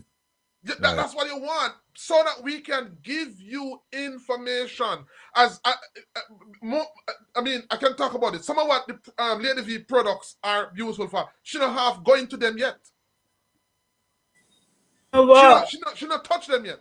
What I've discovered, right? I mean, I've been doing the pimento since 2009, and what I've discovered, so many people, they're skeptic. You know, a lot of Caribbean, they know about herbal medications because of their family. Just like I used to see my grandmother, she used to soak pimento in rum with ginger. I didn't know what it was good for at the time, but so many people are skeptical about their own herbal medications in their country. They trust the doctors, right? My mum was one of those. She loved, and sadly, she trusts them so much that she took the vaccine and passed away a couple weeks later in England, right? She trusted doctors, and she didn't need to take the vaccine because she never ever did catch COVID, but they just trust the doctors. So if they're sick, do you know what I'm saying? They're going to listen to the doctors. And I found that the doctors are not really endorsing herbal products, right?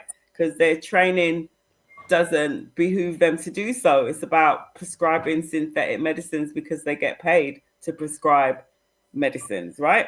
So it's about re-educating people, because although so many people grew up, they remember their grandmother, their parents, their family giving them herbal stuff to get better, right? They still run to the doctor, right? They know that they could chew some garlic, or they know that there's some tea that they can, or some bush they could boil to reduce their blood pressure, but they will still go to the doctor and take medicines for 30 years, right? I have friends, they've been taking high blood pressure medicine for 35 years. And I don't understand it. Why do you have to stay on this medicine? Why can't you regulate it with herbs? Like, take half of a pill, and substitute it for some soursop or mango leaves or something else. Like, people just don't trust. They'd rather go to the doctors, and the synthetic medications, they have so much side effects, When I wanted to stop smoking, I was prescribed this thing called Chantix, and by the second day I had to go to the emergency room because my heart was beating out of my chest. Do you know what I'm saying? Like, I was so sick, I thought I was going to die. So I don't take synthetic medicines. I will try to find a natural remedy first. So it's about educating people, and it's a long slog because everybody trusts the doctor and not. And as you talk about that lady English, a good product, a good herb for that would have been Madam Fate. Madam Fate is a herb that very high nicotine. So when they want to get you off cigarette, they use a cigarette patch, which is to provide you with the nicotine, but not by smoking it. Yeah. Right, and then you gradually come off. So there's a herb in Jamaica called Madam Fate, or Star of Bethlehem. That's another $1 million product that a person could just go into the business of making a natural deterrent from smoking cigarette using Madam Fate. You can if you taste the Madam Fate, it tastes just like cigarette. Tastes just like a cigarette. And that's a herb that we use because it's an acrid herb, again, from the same type same behavior like noni, that helps with heel wounding. But as I said, that a lot of Jamaicans are becoming fearful because of knowledge. When people don't have knowledge, they naturally resort to fear. Yeah, and so that's why there's a healing system. What I'm talking about is really a system, a very simple system, because our ancestors, African knowledge is very different from Greek, which is where our English culture comes from Greek. So when they were inventing like accounts, when they're inventing medicine, when they're inventing a whole lot of different professions, one of the ways that they ensured that the professions would be relevant is that they created a system where there are terms, Greek terms that going back to Greek and origin, that you can't interpret the knowledge. So, for example, if you have a simple disease, they don't give it a simple name for you to know. They use a word that is coming from Greek or Latin origin. So, for you to understand that you have a particular cancer, you have a particular diabetes, you have to go to the doctor for them to interpret it. They use Ratty is in the same field. Ratty is in law. A lot of things that are very simple. They use some Latin terms. You're right. You go to school, go study, so they have to protect you. That's true. You're right. You're part of the cartel. So they ensure that in order for you to understand certain terms, you have to go see Ratty. Common sense now, but just a term that is a barrier that is preventing you. So in the same way, and that is how because Latin is very supportive of capitalism, support of capitalism. Our ancestors' methodology was very different. So our ancestors had a method of teaching, and we talk about storytellers in Africa. When we talk about storytellers, we think a storyteller is just somebody who tell a story. No. An African storyteller is a person who is gifted in using what everybody knows to pass on profound truths.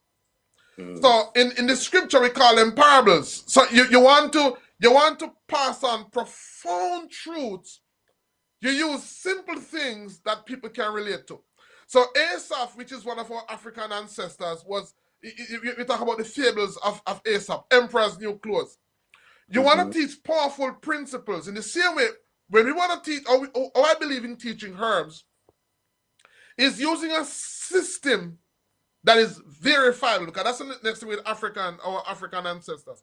When they teach you something, it is verifiable even by the simplest member of the community. So it is not shrouded in intellect. It is not shrouded in advanced knowledge so that you have to depend on somebody. Everybody can confirm it. So when we teach herbs, for example, it should be done in such a way where once you understand the principle, you are now able to manipulate that knowledge because you understand the principle. And it is simple enough for you to just find what is found in your context to provide what you need in your context. So, for example, herbs should not be taught in such a way where you have to believe you have to come to Jamaica to get the particular herb to help yourself. If you understand herbs, if you are taught properly, if you're in Africa, if you're in China, if you're in Japan, if you're in Kenya, if you're in Barbados, anywhere you are in the world, you should be able to use the knowledge and apply it within your context. And that is how you know when somebody give you a 60 or 9, because when you understand how something functions, how something behaves, if you even go to China, and if I go to China and I say, okay, I'm having some belly ache, and they bring me to a Chinese doctor, and they say, okay, take this, and he tells me, oh, this is Shang Fu, and this is Shafa, this is that now help me. I want you to tell me, in terms of the action, tell me how the herb works, and I will know if it is effective. Tell me the action. I'm looking for an action on my cells. And so that is how our ancestors taught herbs. They taught it in such a way where you understand the principle, and based on that.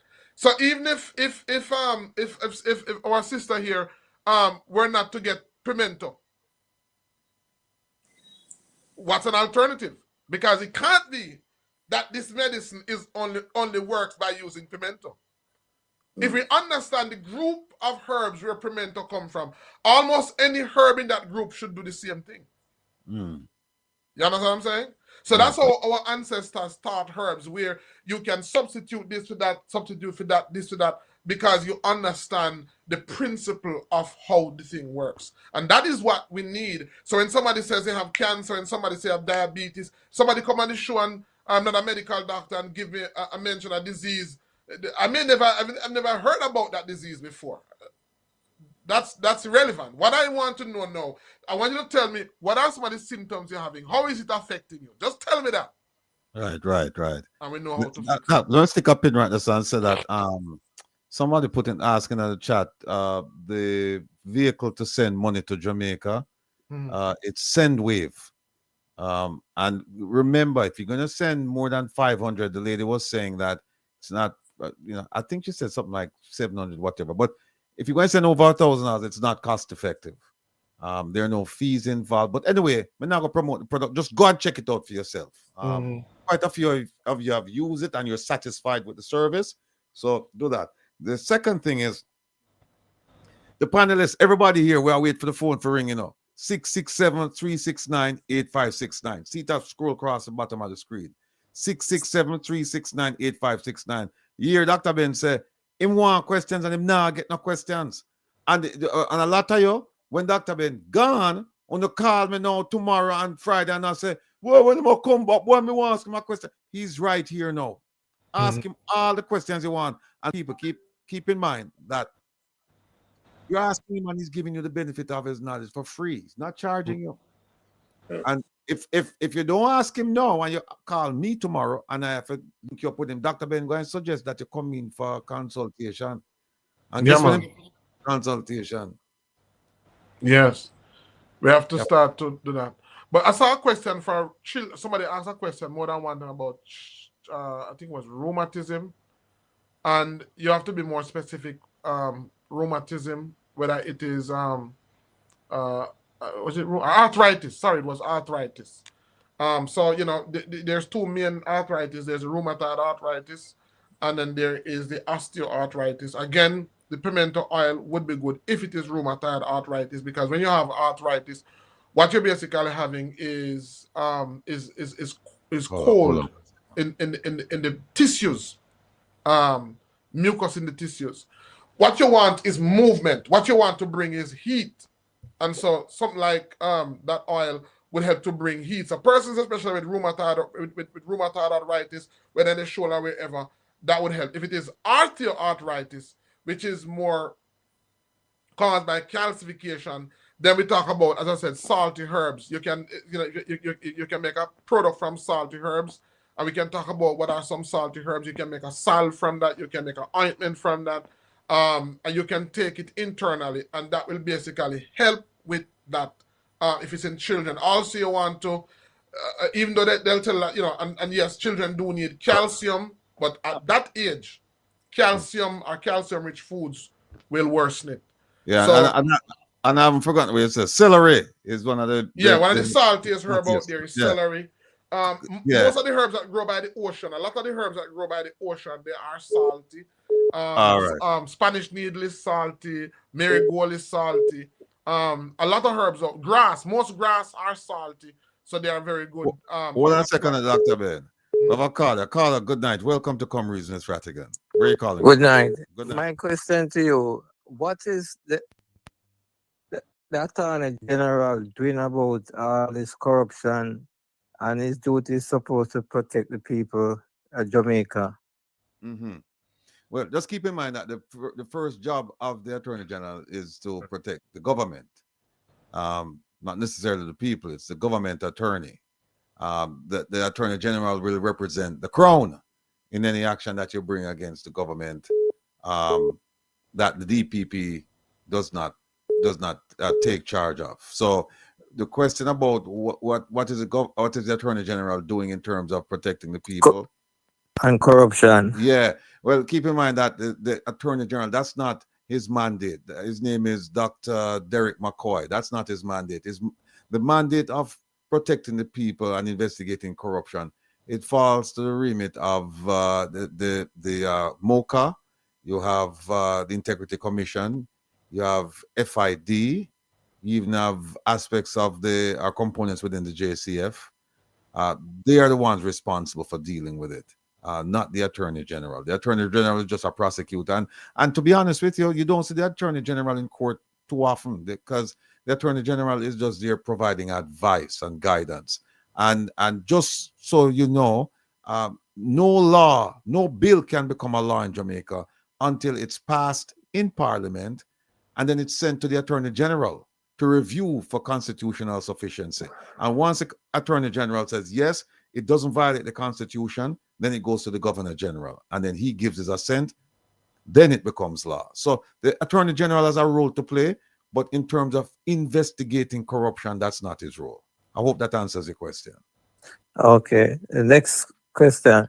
I was looking on Estate Bridge shareholder, and if you look where it says 1,000 ordinary shares, it says jointly. And jointly means that any decision making, they have to consult with somebody else. So who's the joint shareholder? When you look at, is it what the company, what's it, company registration or whatever they call that? Right. Yeah. Well, we have the shares. Who has the 1,000 shares? Brown. I think it's Brown. Norman Brown. Right. Okay. All of them says jointly. Right. That means that somebody is behind those shares apart from Norman Brown. Well, if you recall, the prime minister was the one who started Estate Bridge back in, was it 2020, when all these companies were formed, including a company with whom he's affiliated with, but affiliated in the sense that he's doing business with them, and one of the persons involved in the Westcon investigation, a person from his constituency, is also involved with that company called Green Emerald, right? The prime minister, after he closed ADMAT, he took all the assets from ADMAT, from St. Lucia, and he dumped it into Imperium. He's the only shareholder. He's a head cook and bottle washer in Imperium. Then he formed Estate Bridge. And then in that company, you have Norman Brown, you have the prime minister's sister, I think it's Sajia, and then you have his son. Right. And the prime minister, he got rid of all of his shares in October 2022. So when the prime minister says today that I'm not a director, I'm not an owner, I'm not a shareholder, he's correct. But prior to what I'm trying to get at to you, all the shareholders, where the shares, it says jointly, and I look it up and say, if it's joint, there must be a next party. Any decision making that board going to make, the next party have to be involved. Well, so I'm wondering, who is the next party? No, it might be a term of art, because on the board right now, you only have three people. It's the prime minister's son, the prime minister's sister, and the prime minister's business partner. Those are the only three people. Prime minister has no he has no connection to the shares that are being held by these folks right now. So if you see jointly, it might be a term of art, because they don't have any other shareholders and they don't have any other board members. Okay, it might be a way of this guy's taking him out the picture. Well, look, legally he's out of the picture, because he got rid of his shares. He had 5,001 shares, right? He was a majority shareholder. He had more shares than Norman Brown and his sister. What did he do? He transferred his shares to his son on January 28th, 2001, I believe. And you could see that he gave up 1,000 shares, and his son on the same day received 1,000 shares. So that left the prime minister with 4,001 shares. He was the majority shareholder until October 2022, when he gave up all those shares. So when you see the term, what was it again? Jointly. It might just be a term of art, because as far as we know, based on the reports I've seen, including the Integrity Commission's report, there are only 3 directors on the board. Yeah, the directors are different from the shareholders. The shareholders call the shots, you know. Right. As far as I know, they are the shareholders as well. I have to go back and look and see, where did the prime minister put his 4,001 shares? Did he give them to his son? I have to go back and look. And again, the balance of share wasn't retired, you know. I was looking at the balance of share wasn't retired. Right. So somebody have to be holding those shares. Well, those shares, no, they're not assigned to anyone. So it would be the board who would make that decision regarding those shares. So if I see what you're trying, I know the question you're asking me. I know the party leading me down. But all I can tell you is that the prime minister presently, we would have to prove that he still has his president's name is on no paperwork, but he's still holding the strings behind those. All right, and that's what I'm 4,000 shares. And that's what I'm saying. You'd have to prove that. That you'd have to prove beyond what we have already, because everything that we have, nothing we have shows that he's connected to Estate Bridge presently. Nothing. We can assume, we can presume, right? We can deduce. But those things are not proof. You and I can have a conversation and say, boy, you know, I think him still pull the strings, you know. Yeah, because we have him son on it and him sister and him business partner and the business partner work for him. Yeah, we can deduce that. But when it comes to trying to prove it, no, that's something completely different. I understand. Okay. All right, my brethren. Yeah, you know, the call for the herbalists them on the program. Yeah, 3 of them we having on that one. I mean, you know.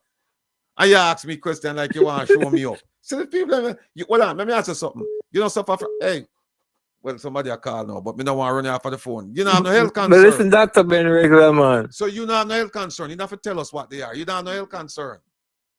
No, because I'm listening to Dr. Ben, I'm take my notes. No, but listen to Dr. Ben, no cure or no prevent nothing. You have to Then we'll take some of the medication, some of the bushes and whatever. That's what I was going to tell you. That's what I was going to tell you, that you have to actually start taking the thing. You know, it's not enough. We drink my Cersei. All right. My soursop. You go and take them here, and thank you for the call. But if you run, go grab that call now. All right. Hope you don't You mind. take care. All right. Bye-bye. Caller, good night. Welcome to All Reasons Strategy. Hey, Brother Ratty, good night, good night. Good night, my brother. Where you call from? Florida. Yeah, man. Talk to me. I mean, all right. Yeah, good night to the panel. I got a question here. I have a brother, he's on dialysis. What would you recommend can he use for the dialysis treatment? No, he's taking dialysis treatment, but he's on dialysis. Is there anything he can use? I'm not saying instead, but use with the dialysis treatment? Okay. All right. Hang up and make Dr. Ben give you a call, and then we can fling it off to Lady English and also. All right, man. Blessing to all the panelists. All right. Take care of yourself. All right, bye-bye. All right. Thank you for that question. I have about 5 questions that I've written down on the chat. Yeah, for dialysis, as I said, that whatever we are sharing tonight is just general information. I don't know what other underlying conditions a person may have that would have to be taken into account. But in generally, most people who are dialysis have a dialysis condition.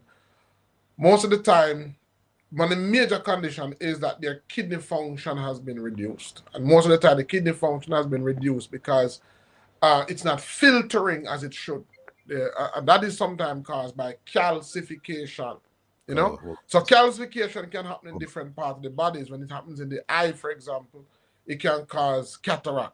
When it happens in the joints or in the ligaments or in the tendons, it can cause arthritis. When it happens in the blood vessels, it can cause narrowing of the blood vessel. It can cause numbness. Somebody talk about varicose vein. It can be one of the factors that cause that. And so once you hear calcification, by now, you would know that what you are going to need is a mineral. And your medicine is going to come from the group of, again, salty herbs. Why? Because salty herbs break down calcification, right? So castor oil, again, externally, for persons who have cataract, that's why if you get the castor oil and put 1 drop in the eye for persons who have cataract, they'll tell you so many persons have benefited just from using castor oil for cataract. Persons who have knee problem, it helps because it comes from the group of salty herbs. So for that person who has the kidney issues, what the person needs to do is basically to decalcify the kidney. And salty herbs does a very good job of that. So salty herbs like nettles is a very good herbs. Just drinking the nettles tea, corn silk, the hair of the corn, very good in doing that. And again, when we talk about formulas, when we talk about these herbs, there are some herbs that are better than some because you may have other underlying conditions that the herb even though it may help you in this way, it may affect you in that way. So even though you may have a whole lot of salty herbs, you have to, know which salty herbs to use. But nettles is one of those herbs that have been used traditionally for persons with kidney problem. And once the person is passing their urine, their kidney has not totally shut down. If they stop passing urine, it means that the kidney is not working anymore.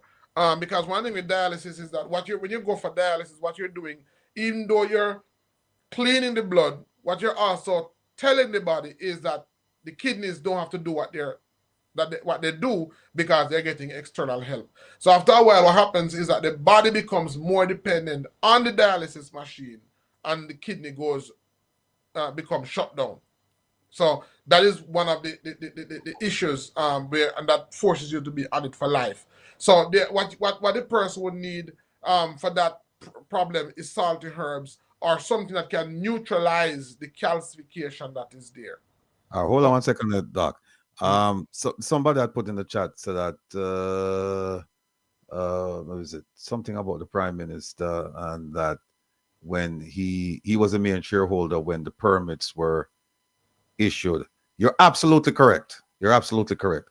The Prime Minister had he didn't get rid of his shares until October 2022, and he got rid of, remember, he had 5,100 shares, and his son apparently gave 1,000, so he had 4,100, and he didn't get rid of the 4,100. I think it was October 2022, and the permits were issued. I think the permits were issued like a year before, and the construction started a year before. So you're right. At some point, the Prime Minister was a shareholder. At the very least, we can say he was a shareholder when the permits were issued. So yeah, I think the permits, I think he got rid of his shares 2020. I have to pull it up. 2023, and the building started in 2022 or something like that. But what is safe to say is that at the time the permits were obtained from KSAMC, the Prime Minister had an interest in Estate Bridge. That's one. Two, at the time the construction began, the Prime Minister had a controlling interest by being the majority shareholder in Estate Bridge. That's for sure. Caller, thank you for being so patient. Where are you calling from? Good night. Good night, Rattigan. Yeah, man. Sorry to keep you holding. Go ahead, please. Yes, man. I'm calling from Canada. I would like to speak to Dr. Ben, about an issue that I have. Do you want to speak to him now or later? Yes, I could speak to him now. Okay, please. Okay. We're in Canada, man. No, go ahead. No. He's here. He's waiting for your question. Go ahead, please. Okay. My question is that I have a side sciatica. It's a pinch nerve. They call it sciatica. I as a herbalist, like if you could tell me what I could take for that pain and things like that, and how I could get it from Jamaica. All right. Good question. So sciatica basically is a condition in which the sciatic nerve becomes inflamed. Most of the time, it's inflamed because it contracts, and because of where that pain is, it's in the back of the leg, right in the buttocks, in the back of the leg going down. Right now, whatever you take will only give you temporary relief, because that is not fixing the problem. Not to fix the problem, you don't really need to take something. It has to be dealt with therapy, through a therapy. So basically, what we do is that you lie on a hard surface. You lie on the side, not where the condition is. So you lie exposing the affected area. And then basically you would have somebody use their elbow, and they're going to find that spot. I have to show you. You find that spot. Normally when somebody comes to me for a sciatica, it's just one treatment. You come one time and I ask you to bring somebody and I show them what to do, and then that's it. And you get the elbow, and once you put it in the ear, the person supposed to feel an intense pain. That's when you know the right spot. And you basically just rub your elbow in a circular motion until the pain eases. One treatment is not, one session is going to help, and about 3 or 4 sessions, and then it goes away eventually. So what you're doing basically is stretching the muscle. You can also sit, and the leg that is affected, you're going to put that leg over the leg that is not affected and cut 10. When you cross your leg like that, you're gonna feel the pain in your in the sciatic affected area. And then basically what you're gonna do is you're gonna have somebody put their hand on your back gently and then allow you to lean forward. And basically what you're doing is stretching the muscle. So when we do the therapy, what we do basically is we do the massage using the elbow. Then we allow the person to do those 3 or 4 of that session, and then the pain goes away. So you don't have to take anything. It's just a therapy that you do for it. to go away. You can also use a yoga ball to stretch. Right. Oh, that's a very good. That's another. So if you're by yourself and you don't have anybody, you can get a ball, a tennis ball. It could be a yoga ball. You can get a tennis ball, and you can just put it in the area, and you can just slowly, if you're able to just roll in that area, or if somebody can't use an elbow, they can use a tennis ball and just gently press it and just rub it in the area, and that will get rid of the pain. So that's basically just basically stretching it. And of course you can use it in a topical. You can use the pimento oil. You can also use peppermint and cayenne. So you can also use the cayenne pepper, infuse it, get the medicine out, then you add peppermint oil to it, and you can add a thing called DSMO, and that will help tremendously. But nothing will give you permanent relief until you actually do that massage therapy. Hold on, Doc. Caller, good night. Welcome to Come Reasons Rattigan. Where are you calling from? Yeah, Rattigan. Nice, from Florida. Okay, yeah, go ahead, please. Yeah, it's a question for the doc. Doc, question. Is it okay to drink like one leaf of aloe vera blended? Is it okay to use it to clean the guts? Very good. It's very good. Because aloe vera is mucilaginous. It comes from the same mucilaginous in the sense that it helps with inflammation. Any type of sickness that is due to heat or dehydration, aloe vera is very good for. So in the gut, there is sometimes heat.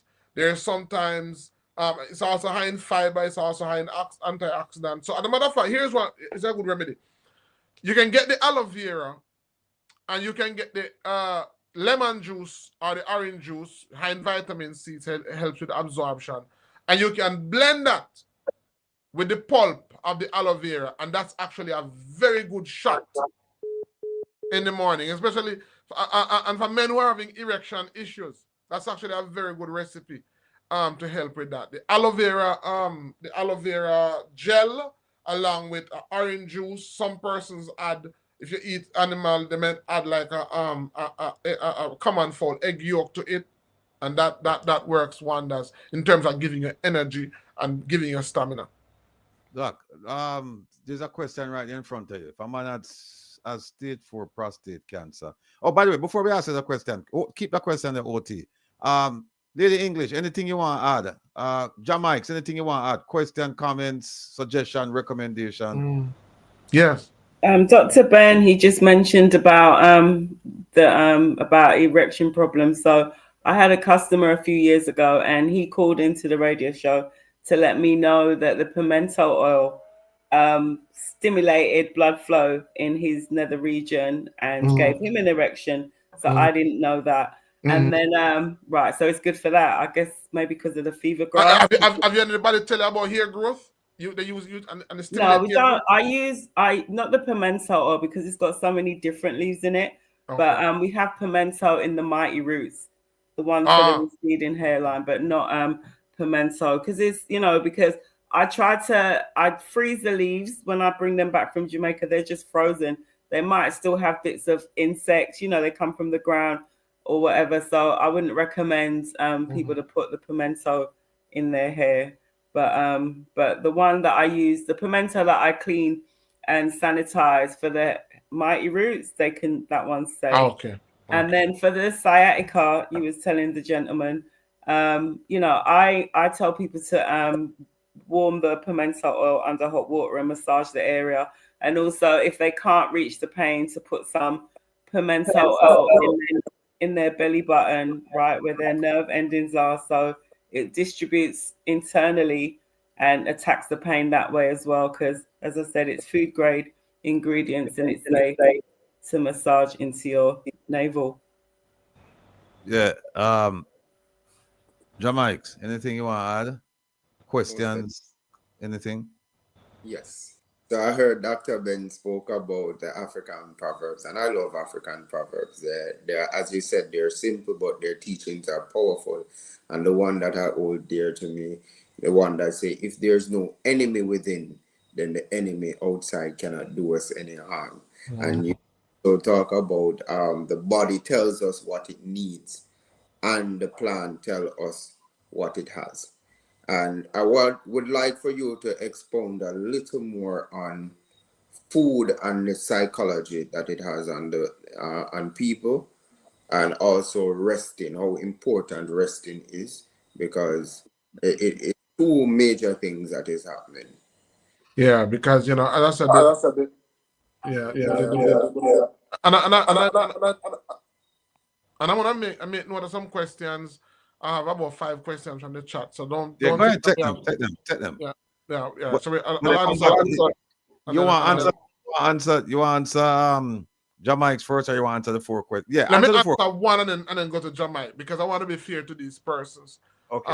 One person says that, Dr. Ben, what recommendation do you have for dealing with myofascial pain syndrome? And myofascial pain syndrome is a big fancy word. That means that basically there's chronic facial pain or chronic inflammation.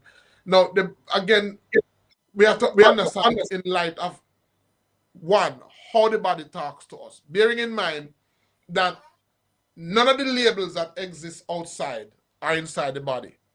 So the term myofascial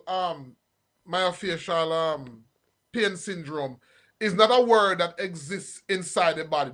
So the body doesn't differentiate between that condition and a flu or a cold. To the body, they're all just very simple. All right. So we want to approach it from that perspective. So basically, what it is just inflammation. Myofascial suggests that basically the nerves are implicated. So it's basically a nerve-based condition that causes chronic pain.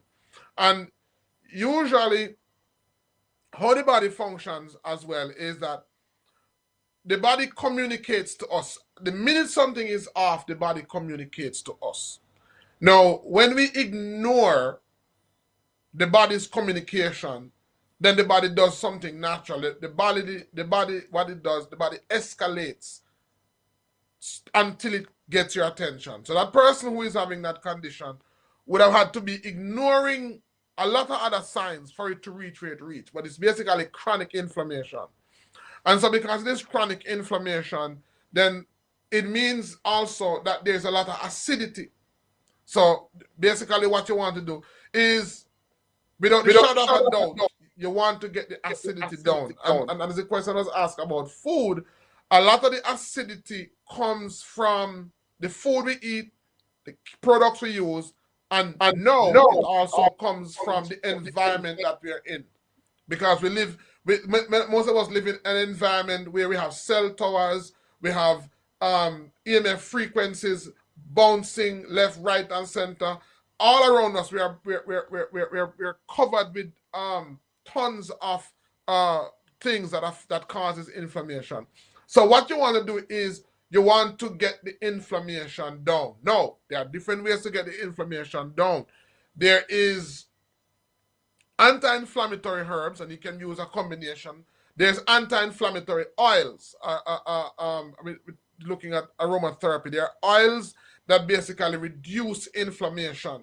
But I wouldn't recommend you do this without, first of all, addressing your diet. So if I was to talk to that person, I would want to look at their diet. And sadly, some medications are also, most medications, all medications are acidic because of how they are made.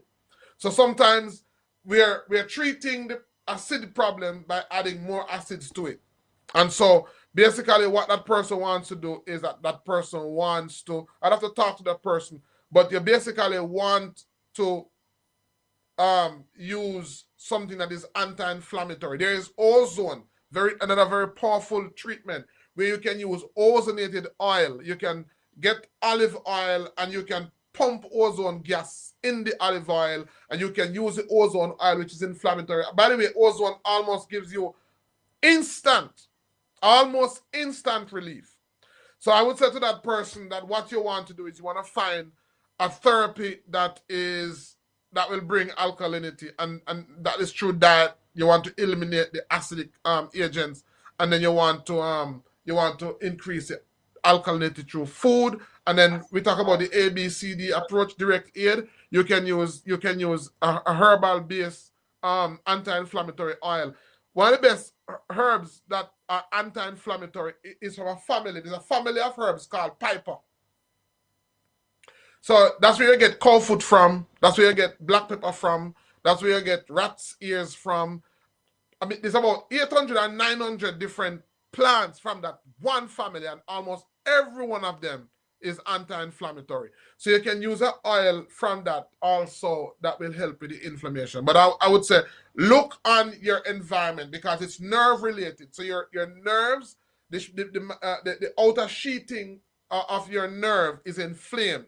And so a lot that may be contributing to that is the technology that is around you. Doc, right. Hold on there. Caller, good night. Welcome to Come Reasons Rattigan. Where are you calling from? Good night, Mr. Rattigan. I'm calling you from Florida, sir. Yes, ma'am. Go ahead, please. Okay. I have two issues I'd like to discuss with Dr. Ben. Yes, ma'am. One, I was diagnosed with overactive thyroid. And I'm on levothyroxine. Okay. I noticed that I have this issue with my breathing. It's like let me see. It's like I wheeze between my earlobe and in my throat. That's my wheezing. I have to be using like the pump, like I have asthma. That's what I've been using.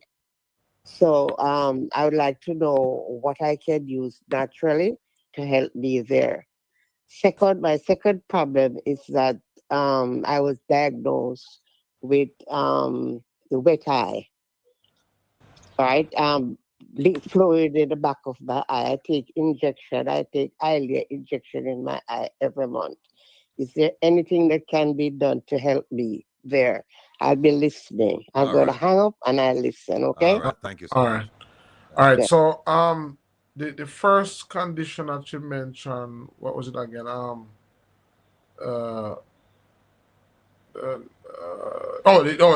So the first thing you want to do is you want to look at your diet. You want to see if there's anything that you're eating that is causing your body to produce mucus. Because a lot of times our body is lined, with mucous membrane, and mucus is how the body is a sticky substance that the body uses to trap foreign bodies or to move toxins out of the body. And so there are certain foods and there are certain things that encourage a high production of mucus. So you wanna look at that. There's also gluten. A lot of people have gluten intolerance. Nuts, rice, wheat-based products. A lot of persons' immune system is responds to a lot of gluten. So you want to maybe get a journal and begin to look at what are those foods that when you eat them, you will notice that you have a higher production of mucus or a higher flare-up. So again, you have to take the responsibility to do that. And then now, in terms of what you can do is you want to get the mucus to dry up. You want to dry up this mucus. So you're gonna have to use and if you're coughing or if you're having dry cough or if you're having a runny nose or so on. But you want to use a herb like maybe like a mullein, since you're in Florida, that would help to arrest the discharge of mucus. You want to also maybe increase your vitamin C. The sour plants are high in vitamin C, so your citrus. You wanna your lemon seed, your lemon skin. You want to increase those. Increase your vitamin, maybe your vitamin D. Maybe you're not out in the sun enough. So those are some of the things that you want to look at in terms of your lifestyle, and then products that you want to remove from your diet, because possibly most of the time what we call sickness now is the body's attempt to help itself. So most of what we call sickness is really the body's defense mechanism kicking in that we have a problem with, So you want to look at those, and then you talk about the eye, the eye running, and you get I don't know what you're describing is a symptom. We don't know what is the cause. So we may want to we have to know what is causing that problem to know exactly. But the fact that you're having a overproduction of fluid, what you want is something that would dry that fluid up. Again, sometimes it's a result of some part of the body that is damaged. So sometimes the condition will be permanent. I don't know. I'd have to maybe talk to you some more to ask more questions, to get more information to better guide you. All right. Caller, good night. Welcome to Come Reason with Rattigan. Where are you calling from? Yes, sir. Good night. Good night, sir. Yes, sir. I was watching your program and I saw this kidney doctor. Oh, that was last week. Hello? Yes. Yeah, well, I'm saying I was watching your program on YouTube. Yes, sir. And I saw this kidney doctor and I have the same kidney problem. So I wonder if I could talk to him for a minute. Him or her? The doctor we had on was a female last week, Saturday. Are you referring to Dr. Ben? Dr. Ben, we are talking. Oh, Dr. Ben is here, man. Ask a question. Go ahead, please. Yeah, right now I have kidney problem. And I'm doing dialysis. So I was wondering there's any way where he can give me some advice. You're still passing urine? Get the kidney functioning back again. Are you still passing your urine? Passing urine. Yes, man. Yeah, man. Good. Okay. All right. So if you're still passing your urine, it means your kidney has not shut down completely. What has helped a lot of persons is consuming, just maybe for the first week, a teaspoon of baking soda. You hearing me? Yep. Caller. Yes, sir. Yes, sir. Just hang up and then listen to the answer provided by Dr. Yes, Ben. yes. And then for everybody calling, we're going to turn off the phones for now. We're going to turn them back on before we end. Yeah, because we have some questions. But we have questions we have to address right in the thing. So, Yeah. all right. So hang up and listen to the answer, please. Right. So Okay, all right. Yeah. Right. So one of the safest thing to use is the aluminum-free baking soda, because it helps to decalcify the kidney. Again, and another thing that helps is the celery seed powder that helps to decalcify the kidney. And then you have nettles leaves powder, also helps to decalcify the kidney. You also, you want to stay away from those foods that will put the kidney under a lot of pressure. Salty foods, some of those grains. You want to stay away from foods that have lots of products in them that would allow the kidney, that require the kidney to work a lot, because the kidney basically is overworked. So it needs to get a rest. So you have to also watch the type of food that you eat. But those foods and managing a diet, I've seen many persons who have come back. There was one client that we had that he was going to he was being dialyzed 3 times a week, and he moved down to 1 time a week. And even though he didn't go for the 3, he wasn't having any swelling and so on. He was saying that he wanted to stop completely. And I told him, still just don't be quick. And eventually died because of infection. He went on the machine and the machine wasn't cleaned properly. And it picked up by infection. And the week that I saw him the same week when he was saying that he thinks he wants to come off the machine, and encourage him not to come off it and that. But we've seen those products, they're decalcifying the kidney. That's one of the best ways for the kidney to. But what you really need is some type of stem cell therapy. For the kidneys, the best therapy is stem cell therapy.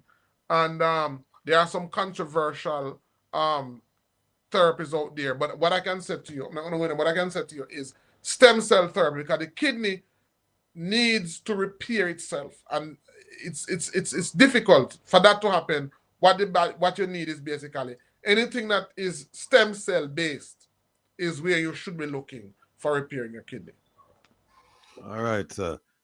There's a question on the screen. If a man has stage 4 prostate cancer that touches the bone, is receiving hormone therapy, but PSA rises to 13, is there any herbal chemo medication that can help? That's oxymoron. Herbal chemo. No herbal chemo. There are herbal products. So let me answer if I can answer. If a man has stage 4. So stage 4 cancer, basically, because in the workshop that we are doing,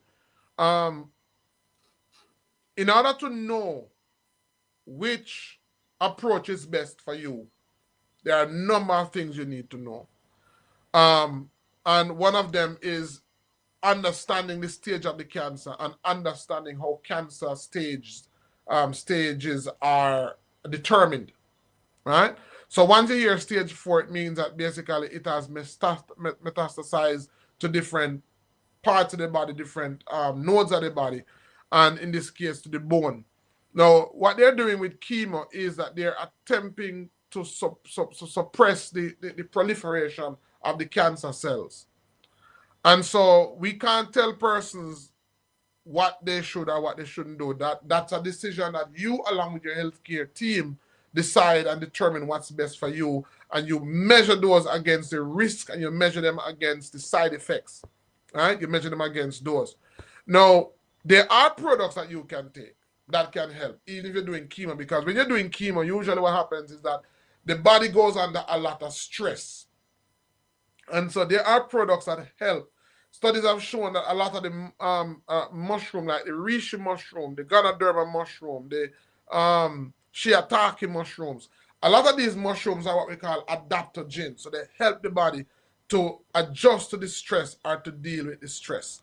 And so if it is that a person with their healthcare provider team have decided that chemotherapy is going to be one of the options, one of the modalities, or one of the tools that they use in their path, then it always helps to have what is called an immunomodulatory product. And so mushrooms are among the best because they help the body to deal with this. There are herbs though. There are herbs like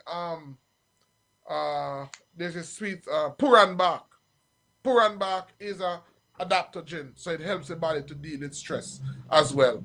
And that's basically what I would recommend that person do. Since you're already on the chemo, you're already doing it, what you need is something to help your body to deal with the stress. CBD also is another powerful herb that helps the body to deal with stress because it helps to relieve, helps to rest the person. Graviola or soursop leaf helps. There's also another herb that's in America called pawpaw that helps very well in helping the body to deal with stress. That's how those herbs help you to get better because it helps you to deal with the stress. The Jamaican's question. It's so long as I forget Jamaican's question. I don't know. You said food. About food. Yeah. So food, psychology. Psychology. Right. We are also resting, please. Unresting. We are what we eat. And I tell persons that resting is synonymous to healing. For example, when a person has cancer, when a person has an underlying ailment and they're not sleeping, it's difficult to get them better. It doesn't matter how good the medicine is. It's going to be practically impossible to get them better because resting is synonymous to healing. Our body goes through 4 stages or 4 cycles, and we talk about them already on the show. And we said that sleeping is one of those cycles. So what happens when you sleep, the body takes the raw material and go to work because all your energy is now directed to healing. And so if you're not sleeping properly, you're not healing properly. And, we talk about certain foods. Foods carry certain signature, they carry certain energy. So also one reason why I'm pushing that if a person is really, really sick, there are 2 types of food. I talk about intelligent food and I talk about unintelligent food. Now, intelligent food are the domesticated foods, like the cabbage, pak chow, the kale. Most of the vegetables that are domesticated are unintelligent, meaning that if you were to put them in nature on their own by themselves, they can't survive, they die. They have to be taken care of by man. They're not intelligent. Pork root, somebody put pork root on the chat. Now, pork root is what in Jamaica we call jokoto. It's a vegetable. when you are sick, you don't only need medicine, you need the intelligence, which is all the information that a food has and used to survive in the wild. That plant is using intelligence. When you become sick, you don't only need medicine, you need the intelligence from that food as well. And so when you become sick, if no other time you need to increase the amount of what we call now wild foods, that's the time you need to do it. So a lot of the herbs that we're talking about that are medicinal are also nutritional herbs when they are young.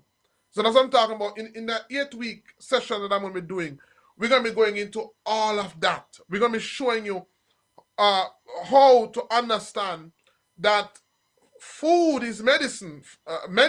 Most medicines, it just means that the food has matured. So the chemicals are stronger, and so the dosage has to be lower. When the herb is a food, it means the medicines are lower, so you can eat it greedy, you can eat a lot more of it. And so eating that food is one of the ways that we also think differently. So for example, if a woman has candida or if she has yeast, did you know that when you have candida or when you have yeast, you have a natural craving for more sweet foods? When you have yeast, you have a natural craving for sweet foods. Why? Because there are certain parasites in your body that how they work, they secrete certain chemicals that go into your brain, and it induces a desire for certain foods that allow them to thrive in your body. So we are what we eat. And so by eating certain foods, what happens is that it allows us also to connect with nature. It allows us to connect. So for example, if you eat a lot of meat, a lot of men who have a lot of meat have an animalistic desire for sex. When you eat more vegetable, it goes down. So some men, for them to have that virile, insatiable desire for sex, it's also caused by the amount of meat that you eat. How you think and how you function has a lot to do with the food that you eat. Has more to do with the food than you even think. A lot of people, when they eat sugar, they get depressed. A lot of people, the reason why they are so depressed is because they eat so much sugar. And some people, when they are depressed, that's when they feel to eat more sweets. So food has a lot to do with how we think, has a lot to do with how we function. And of course, I say if we're not getting enough sleep, then our bodies is not able to use the raw material. So all you do is just eat it, go to the toilet. Our bodies need to rest so that the body can use the raw material to heal us. Very important for that to happen. Let me just jump through these 4 questions, Ratty. Okay, I was going to tell OT to put them up.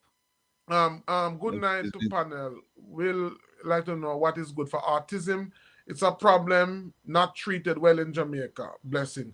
So autism is a condition. You know, we talk about diseases, but we talk about condition. Condition like when somebody lose a hand, you know, have a sickness, you have a condition. He's one-handed or one-legged.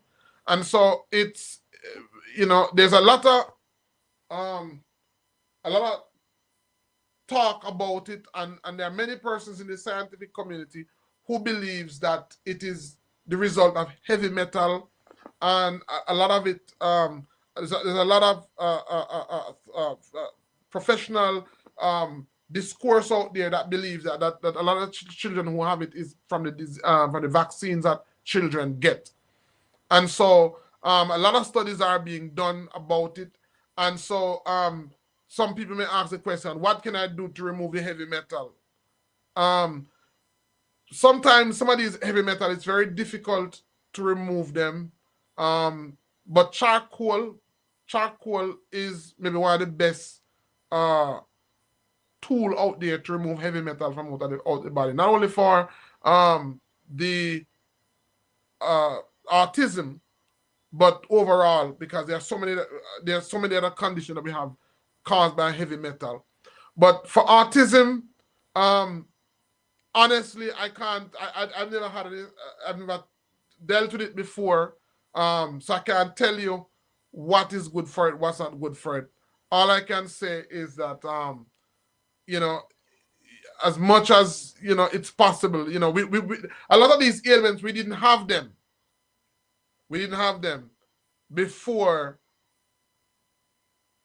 the healthcare system that we have.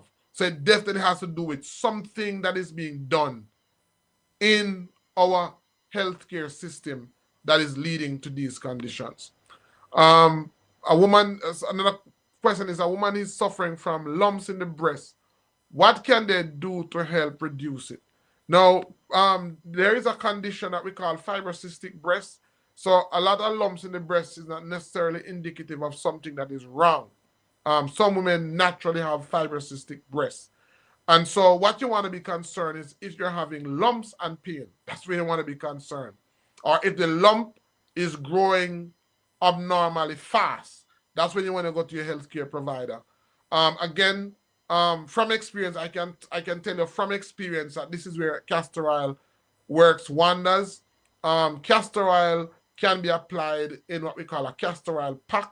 So you can even get a feminine napkin, you can get a maternity pad, and you can soak it with the castor oil. And what you want is a heat source. Sometimes some people use a plastic wrap and use the body's natural heat, but I recommend getting like something warmer. So you can get the feminine napkin, and then you can get a plastic, and you can get a towel, and then you can get a heating pad or a hot water bag to get the temperature up. And it works. I've seen that works many times. Not only for in the breast, but for anywhere on the body where there is any swelling, except for what they call that thing, that swelling that's caused by fluid or air. Don't remember the name of it now. That you have to surgically remove. But almost any other area where you have that, you can use a castor oil pack to get rid of that. But as I said, because you have a lump, that does not necessarily mean that it is bad. Some women naturally have lumpy breasts or fibrocystic breasts. Sometimes this is something that is hereditary, that moves from generation to generation. 2 more questions, Dr. Ben. What recommendation do you have for dealing with, or with the answer to that one? The last one is, Dr. Ben, I am aware that you are trying to find someone to teach him about the various herbs. Do you have a substitute online for person living abroad? Yeah, we do have our website is icmwellnessmarketplace.net. So we have courses there, and this is how I do the course. So we do mentoring. So we have a mentoring program where we work with persons, because traditionally all herbalists were trained was not on website or so. Person was trained by mentoring. Mentoring means basically imitating. So what I do is I have a system where if a person wants to become a herbalist, it's done in 2 ways. It's done where there's some amount of independent responsibility that you will have. So we have a website where you can go and do mostly the theory. And then we have a mentoring program where, let us say, I can't remember the young man. I need to write it down. I feel bad. What's his name? Jamaican.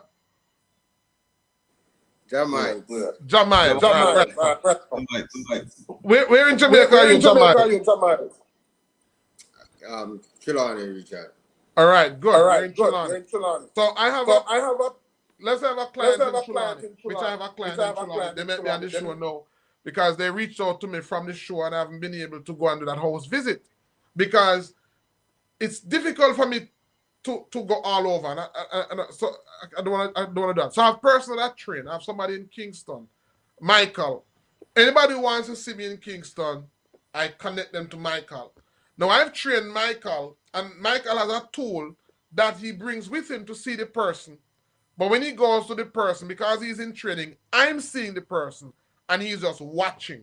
Mark you, he has grown to the point now where he can do it for himself. So sometimes I allow him to do the assessment, and I just watch, and I will intervene as is needed. So that's a part of our mentorship program. So we're looking for persons like that.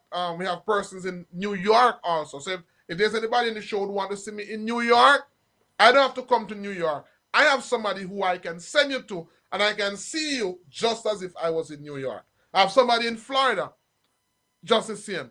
And so what happens is that they are seeing what I would do, and they're hearing what I would do. Now, after this session is finished, that client that I saw will now be followed up with that person. So Jamiles would follow up with that person. So any question that the person has, they would ask it through Jamiles to me. Any answer that I have, it would go through Jamiles to the person. So Jamiles is on the sideline benefiting from that experience. And I went to New York last time. I saw over 50 persons, and I must apologize if anybody is on the show. I've not dealt with that well because, and I'm going to never do that again. I went to New York to see a few persons, and when Ratty set me up, sent on some people for me. I saw all of these persons, and when I came back to Jamaica, there were so many persons waiting on me that I've not been able to follow up with those persons. So follow-up is one of my challenges. So hence, I've created this system of mentoring that helps everybody. So the client gets attention because they don't have to call me. They can call somebody, and that person who they're calling is just dealing with them alone. So that person is going to call me. I have to deal with that person. So that person is learning. The client is getting attention. Everybody wins. And then now I have the videos that I do, and I have the workshop where you come and we do practical in-house. So it's learning through different ways, and this is for me the best approach that I see. And so even though I would want to come, sometimes I really need to say no. I need to learn to say no more. So sometimes I say yes, and it's just not possible for me to do it. I'm only one person, and so I use the opportunity, I said, to reach out to more persons. Do you have anyone in Chicago? No, we don't have anybody in Chicago. So if you're in Chicago and you'd want to be a part of what we call our team, the mentoring is free. I don't charge for it. It's absolutely free. You know, Mark, you have said that in the past. So there are some conditions now because I say it's free. I've made commitment to a lot of persons who are not fulfilling their responsibility, and I have made a commitment to them. And it put me in so I've now created some conditions to ensure that persons understand that not because it's free, I need to know that you value it, and I need to know that you're utilizing it. So for that person who asked that question, that is basically what I do. And so now I'm able to stay one place in Jamaica and help persons in different places. Doc, there's a question in there. If you have early stage of prostate cancer, what would be your choice, surgery or treatment? When I hear questions like that, I say to persons, you need to come to the workshop, because the workshop that we're doing is called Empowered Healing. How to determine the best cancer treatment protocol. There are a number of questions that that must be answered. One of them, for example, is, can the person, you ask, what's the question? What's the question? How, if you have early stage of prostate cancer, what would be your choice of treatment? Well, the person asks a good question. So there are some factors to consider. Other underlying conditions, the age of the person, the financial status that the person is in, the support structure that the person have around them. But in most cases, once it's early meaning that it is localized. Early meaning that it's localized. It's just in a local area. It's not systematic. So for some persons, a good option or the best option might be surgery. Because if you have certain conditions, if it's localized, we know that when you go in, you're just removing that area. But then again, suppose you're very young and you don't have no children yet. You know, there are other factors to consider, you know, and there are other approaches that you can use. So to answer that, we have to look at the risk, we have to look at the benefits, and we have to look at those factors in determining what is the best protocol to choose. Because there are other effective options out there. See, there's another question that Dawn is asking. She says, so Doc, you're saying persons will have animal nature eating a lot of meat, or is it certain type of meat? Especially red meat. I think she's referring to the thing where yeah, man, I know what she's referring to. Okay. Yeah, so especially red meat. You know, and the question out there is, should a man have a lot of sex when he's young? Because when you have a lot of sex, what happens sometimes is that you have a lot of sex when you're young, and then when you get older in life, you can't have none. And then sometimes you have a moderate amount when you're young, and you're able to have sex later in life. I don't know which one some men would prefer. Would you want to have a lot of sex when you're young and not use later? Or would you want to have right amount of sex and have sex and be able to have sex later in life?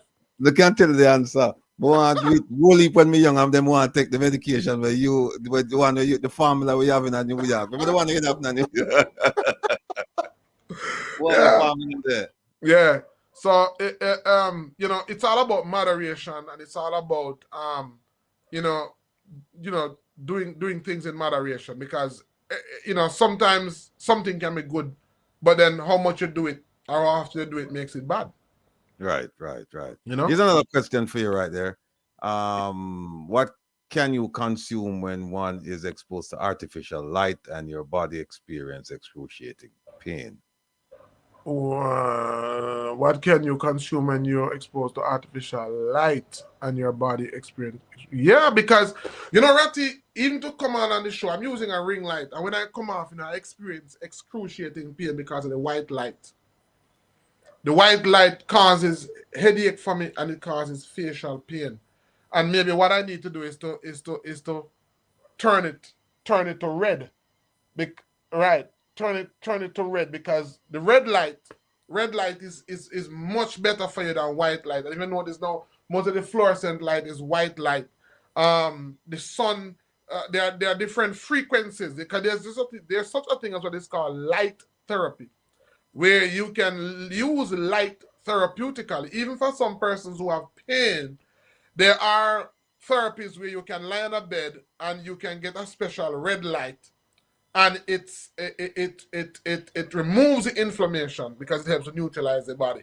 And then sometimes getting more red light might be an option through changing the light in your house. Just that alone can cause inflammation, because I'm telling you, when I come off the show sometimes, my whole face just pain me. And if you notice, most of the lights, most of the phone, most of these devices have an option to move away from white light to another color in the spectrum, infrared light, infrared red light. Thank you, Erlin. So white light is very it has a frequency that increases inflammation.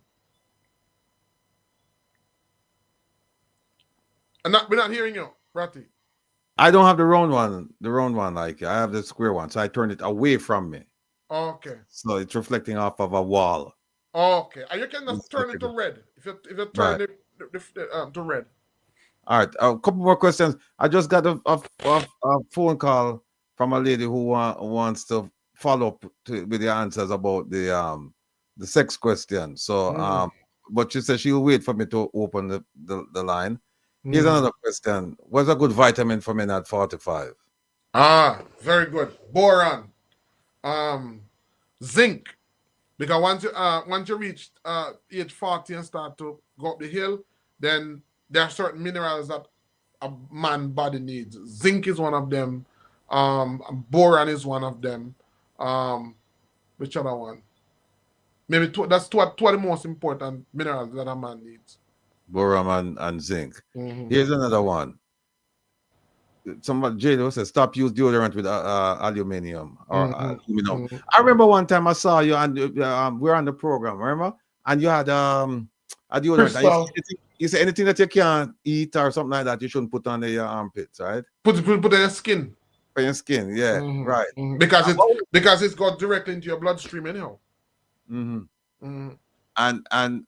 but what do you say to somebody who's been using the commercial one, the one that everybody knows for decades? What do you say to them?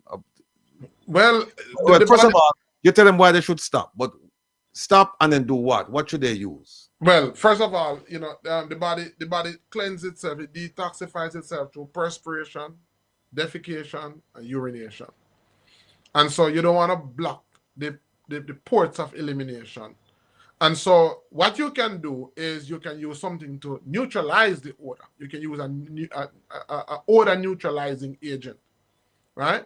So there are many of them. There is peppermint, very good odor neutralizing compound. There is baking soda. There is lemon or lime that is neutralizing. What else comes to my mind? Which other herb? There is this is neutralizing. Maybe those are the three that come to my mind right now, but they are very, very effective in neutralizing odor. Here's another question. Ubuntu is asking for you to repeat the herbs you use for the kidney. Oh, so herbs like corn silk, which is a corn here.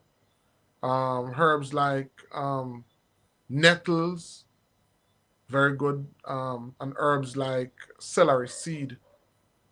Those are very good. There's another question. Need a response for chronic constipation and family history of colon cancer. If you have constipation issue, the first thing you want to look at is what amount of water do you take, and are you consuming enough fiber? That's first two things you want to look at. Then you want to look at, are you eating? You want to look at the amount of bleached foods that are void of fiber in it, like white rice, white flour. You want to look at those. Those are some of the major issues. Then you can also increase certain oils like fish oil or sesame seed oil that can help to lubricate the gut. So definitely those are what you want to look at. Most of the time people have constipation issue. Most of the time you're not drinking enough water. If you're drinking enough water, and I should say that there's a right way and a wrong way to drink water too. Because most people when they drink water, they gulp it. And the minute they drink it, they want to urinate. So the minute you drink it, it goes right down and you pass it out. And I say, oh, but me drink one liter of water. Water has to be absorbed by the body. And the analogy that I give is sometimes, imagine getting up 12 o'clock in the day to go and water a plant. So the 12 o'clock in the day, the dirt is hot. And you throw the water at the root, it's gone. Plant don't get the chance to absorb none. So usually they tell you when you're watering your plant, you water your plant early in the morning or late evening when the earth is cooler and the plant can get some of the water before the soil take all of it away. So in the same way, you don't want to drink water when you're very thirsty, because when you're thirsty, you tend to gulp. When you drink water when you're not thirsty, you tend to sip. So you take like a mouthful or two mouthfuls and your body will easily just absorb that. And what you find is that you can have you have a certain amount. You say, okay, I'm not going to wait until I feel thirsty. This is what I'm going to consume for the day. So you have your allotment for the day, and you ensure that before the day finishes, you drink that off. So that's actually how we should approach drinking water. We're not if you wait until you're thirsty, it means that you have waited until you have become dehydrated. And usually when you become dehydrated, what happens when the body becomes dehydrated is that the body begins to take water from other parts that it believes don't need it that much. That's what happens, you know. When you feel dehydrated, it means that the body would have taken from all the sources from where you think there's too much, and then there's none. So you start to feel thirst. So you shouldn't wait until you're thirsty. You should predetermine your allotment of water for the day, and then ensure that evenly, as much as evenly as possible, you try to consume that water by the day end. They have a location in Louisiana? No, I don't have any location in Louisiana. All right. Rose, if you're in Louisiana, you want to reach out and touch the doc. Doc, somebody had put inside here, how can they sign up for your course? It's on our website, but as I say, it's signing up is one, but what I really want to do is to mentor. Well, folks, yeah, if you look, that's our website. there's a website right below Doc. Yeah. If you look right below, just everything there. Don't just sign up. Let me know if you're serious, because what you're gonna get is a whole lot of therapy. So on the website, what happened is that in order to be a healer, you need what is called certain systems of knowledge. systems, but how many persons know that you can get the tool and still don't know how to use it, right? So what I find is that when you get the knowledge, let us say Jamiles, I'm seeing Jamiles, and I said that, like I speak about the herbs, how to know which herb does what. You may very well just go through the course and do it and understand how that works, but you don't know how to apply it. So if it is that, for example, we saw somebody in Trelawney, and after seeing the person, we realize what the person's condition is. I now say, Jamiles, okay, we're going to formulate this medicine for this person. I'm in Portland, you're in St. Thomas, which means even though in the course, even though there's a body of knowledge, there's a unit or there's a module that deals with that body of knowledge, you're going to be exposed to that knowledge way before you even reach that module, because you have a client that you're working with.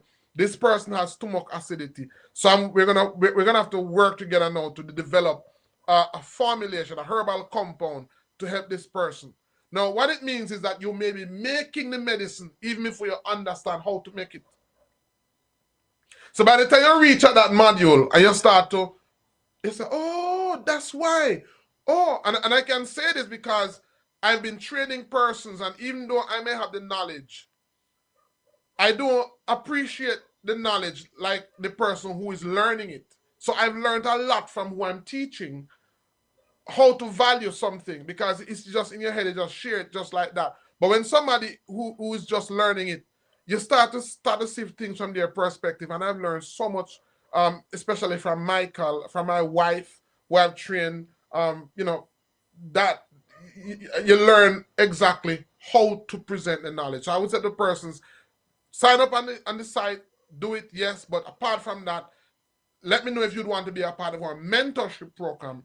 If you want to be a part of that now, it's different. Then I'll tell you to get some tools, and then I'll go through about 3 classes with you to ensure that you know to use the tools, and then we'll start using the tools. And as I say, it's free, and you're earning while you're learning. There's one student that I have at that he works otherwise, so he's just doing it part-time, and he said, listen, I'm making more 2 days per week or 3 days per week with you than I do in my full-time job at University of the West Indies. You understand? And I feel more fulfilled, and I feel more rewarded. So that's what I would say to persons. I realize that Western medicine, because I learned medicine through the Western medicine format, and I can tell you, I went to Sandy Hill Institute of Natural Medicine. How I learned medicine was by understanding how the herbs work and then going to the herb shop to buy dry herbs to make medicine. That's not how medicine was taught traditionally. Medicine, in order to know a plant, you need to know what the plant not only looks like, you need to know intimate things about the plant. You need to know what type of temperature the plant enjoys growing in. You need to know what type of soil the herb likes. When you go and buy a dry herb, you have to trust that the person is giving you the right ingredient. When you know about a herb, you because just like how you will not perform at your best when you're sick. If a plant is harvested when it wasn't ready because it was unhealthy or because it was in the wrong soil or wrong temperature, it won't have the medicine even though it's the right plant. So I'm using graviola, you're using graviola, but you're using one that was obtained through stress. You have this plant, you constantly have to stress it and debark it. The plant feels stressed, and the plant is not going to willingly make available its medicinal components to you.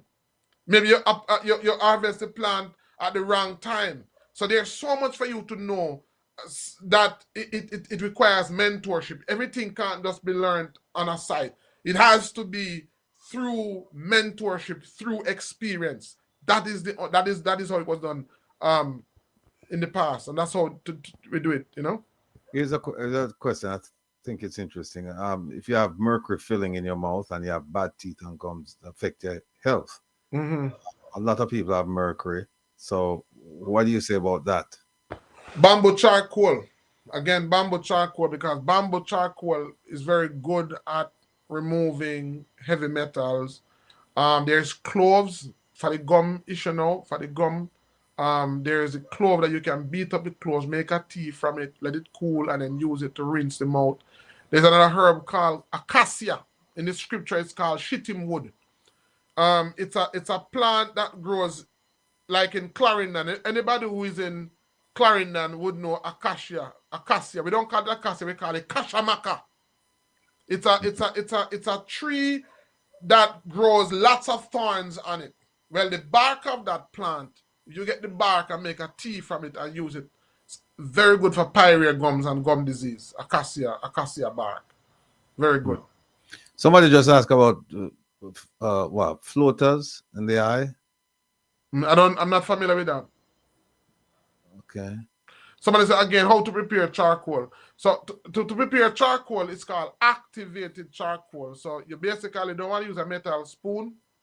What I recommend is you get a glass, get a plastic or wooden spoon, you put the charcoal in it and let it sink by itself. You just cover it up and let it sink, and you just mix it around and drink everything. What color foods are best? Every one of them. Diversity. So your plate should look like a rainbow. No. I have a question. Your thing now, what can be used to treat gout? Yeah. Yeah. So if you have gout is caused by high uric acids, right? And uric acid is a waste that our body produces after we digest protein. So it is supposed to be excreted in our urine. So it's a salt, it's a crystal. If we're not drinking enough water to excrete it, then what happens is that it settles in the joints and it settles in the muscles. Now, as you know, because it's a crystal and because our muscles are basically made up of sheet fibers. So just imagine these sheet fibers with the crystals stuck in it.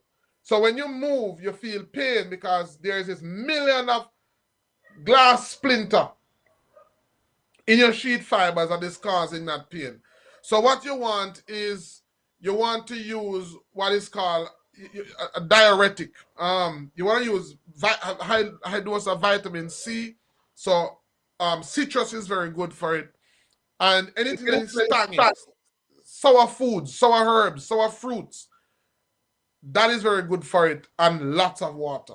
And then you want to cut down on your brine, cut down on your salty foods, cut down on your high protein foods during that period of time, and it will just disappear. Let me just tell you that, I had it recently. You don't want to have it. Painful, man. You do not want it. You do. I've heard about it, because I have friends in nearby mine. He's had it several times. And him say it's so painful that you don't want to move, you don't want the sheet touch. And it's usually around the big toe area. Yes. You don't want it. And I'm telling you, I used to listen to them talk. I said, them old boy have them problem, yeah. And I'm telling you, I had it this year, and I don't want it again. It's rough. It's pure from heap of meat. Avoid eating. I'm gonna stop. No, I'm gonna stop. Cut it down. Cut back. Yeah. Because the pain was a deterrent, What's a remedy for enlarged prostate? Well, for enlarged prostate, as the person, you're not going to see somebody as young as Jamaican with enlarged prostate. Enlarged prostate typically affects men at a certain age, which gives us insight and clues as to what is causing it. Most times it's caused by, when a man reaches the age 40, and I talk about it, that you find enlarged prostate, reduced sex drive, reduced muscle mass, balding, all of those start at a certain age. And it is because once you reach a certain age, your body goes through hormonal changes. So once the testosterone starts to go down, estrogen starts to increase, and it causes that. What you want to do is you want to increase those foods or those herbs that are high in testosterone, and you want to reduce those foods that are high in estrogen. So like the certain skincare products that have paraben in it, you want to remove soy-based products from out your diet, and any herbs that is high in estrogen, you want to remove those, and you want to increase those testosterone-rich herbs. And we talk about like herbs like chain roots, high in testosterone, Talk about sarsaparilla high in testosterone. So once you reach a certain age, you want to increase those testosterone-rich foods. And then there's nettles. Nettles root is also very good. Guava leaf. The guava leaf is also very good because guava leaf, is, apart from the flavonoids that it has, guava leaf has this compound in it. And then guava leaf by itself is an astringent, so it helps to decrease. So guava leaf is very effective along with nettle leaf. There's a question there for, what's it? SED, gray sky cause depression and stress. What do you have for that? For what? What? For SED, gray sky cause, for SED, I don't know what SED is. Gray sky cause depression and stress. I don't know what that is. All right. I mean, Carlene says, what can help with menopause symptoms? Again, just like how the man enters andropause and has the enlarged prostate, then, you know, menopause is also when the woman is the woman version. So the woman estrogen decreases. So what happens is the inverse. The man estrogen increases, the woman's estrogen decreases. So because our estrogen decreases, what happens is that the body becomes confused because for most of the person's life, estrogen production is responsible for a number of key functions, right? And so once the estrogen starts to decrease, the body becomes confused. That's what depression is. That's what menopause is. Menopause is really a confusion that is brought on by a sudden reduction in certain hormones, which is why the longer a woman is in menopause, she gets better. She gets over the symptoms of menopause. Because what happens is that the body gets accustomed, or the body accepts, the body is climatized to the fact that this is a new reality. Estrogen is not going to be produced in the amounts that it used to be produced. And so the body now comes out of that confused state. And so what the woman needs to do is that the woman needs to help her body to transition. So if her natural estrogen has been reduced, then she needs to find herbs that are naturally high in estrogen to help the body to make that adjustment. So herbs like fenugreek, herbs like black cohosh, herbs like blue cohosh, herbs like evening primrose, any estrogen-rich herb will help the woman to make that transition, so she won't experience the hot flashes. I've seen a herb called woman piaba work very well along with another herb called wild basil. Those two herbs combined work. I've seen it work many times. Excellent in helping women to transition. You know, it's funny you just mentioned woman piaba. I just looked it up because there's a song in Jamaica when I was growing up. And the guy started naming out all of the weeds, and he said the only weed I never have was a good cali weed. I don't know if you remember that song. I was looking for the song. Man piaba, woman piaba. Yeah. Granny Crotch. I think it's Arabella Fante. Arabella Fante did that, yeah, but there's that reggae version as well. Oh, okay. I just saw the Arabella Fante. I haven't played, but I just saw it. Come on. Let me ask you a question, that. You know, it's all good and well for us to say, yeah, you know, we need to go back to natural living and we need to deal with the herbs and its prevention and its education and it's this and it's that and it's that. How much attention is being paid to how the weed, whatever the weed is, how it's produced? Because, you know, insecticide or herbicide. Very good question. And we see it and it says organic, but can we trust the sign? Can we trust the label? Because we're hearing stuff about how garlic is produced. You know, China is the largest producer of garlic, right? And they're showing videos now of how it's produced and very, very unsanitary conditions. So how is there a concern for that, or should we be concerned? And there should be a concern because Jamaica has become over, you know, I've seen a overuse in pesticides, and a lot of soil tests that are being done are now revealing that, you know, we have a lot of chemicals and a lot of pesticides in Jamaica. The good thing about Jamaica is that Jamaica doesn't have a developed, robust commercial herb industry. And so because of that, a lot of the herbs in Jamaica are grown in a controlled setting, which can be good and can be bad. The good thing about it is that a lot of the herbs are grown wild. So you will find that those ethical herb harvesters will actually go into the wild away from man's intervention to get their herbs. You know, that's one positive. A negative to that is that because it's not regulated, you will find unscrupulous persons who harvest herbs from areas where the place is sprayed and there's toxic pesticide residue. When we do our assessment, that's also one of the things that we assess for, pesticide residue. And we find that some foods that are harvested, they're not given the allotted time for the pesticides to be removed. Not that we're encouraging persons to use pesticide, because there are natural farming methods, again, that our ancestors have left us with, that allow us to farm in a way where we don't have to use pesticides. And maybe one of the time we can talk about that, talk about what are some of the ways that we can farm or we can grow our foods that reduce the risk or reduce us not having to use pesticides. But it is of concern because if you're not sourcing your raw material from persons who are ethical and persons who understand the need to have pesticide-free and chemical-free products, you might be getting herbs that are harvested with high levels of pesticides. So it is definitely something that persons should be concerned about. And as I said, Jamaica has a huge opportunity to venture into herbs. I remember talking about there are herbs here. I remember plantain, English plantain, and the longleaf plantain grow here in Jamaica.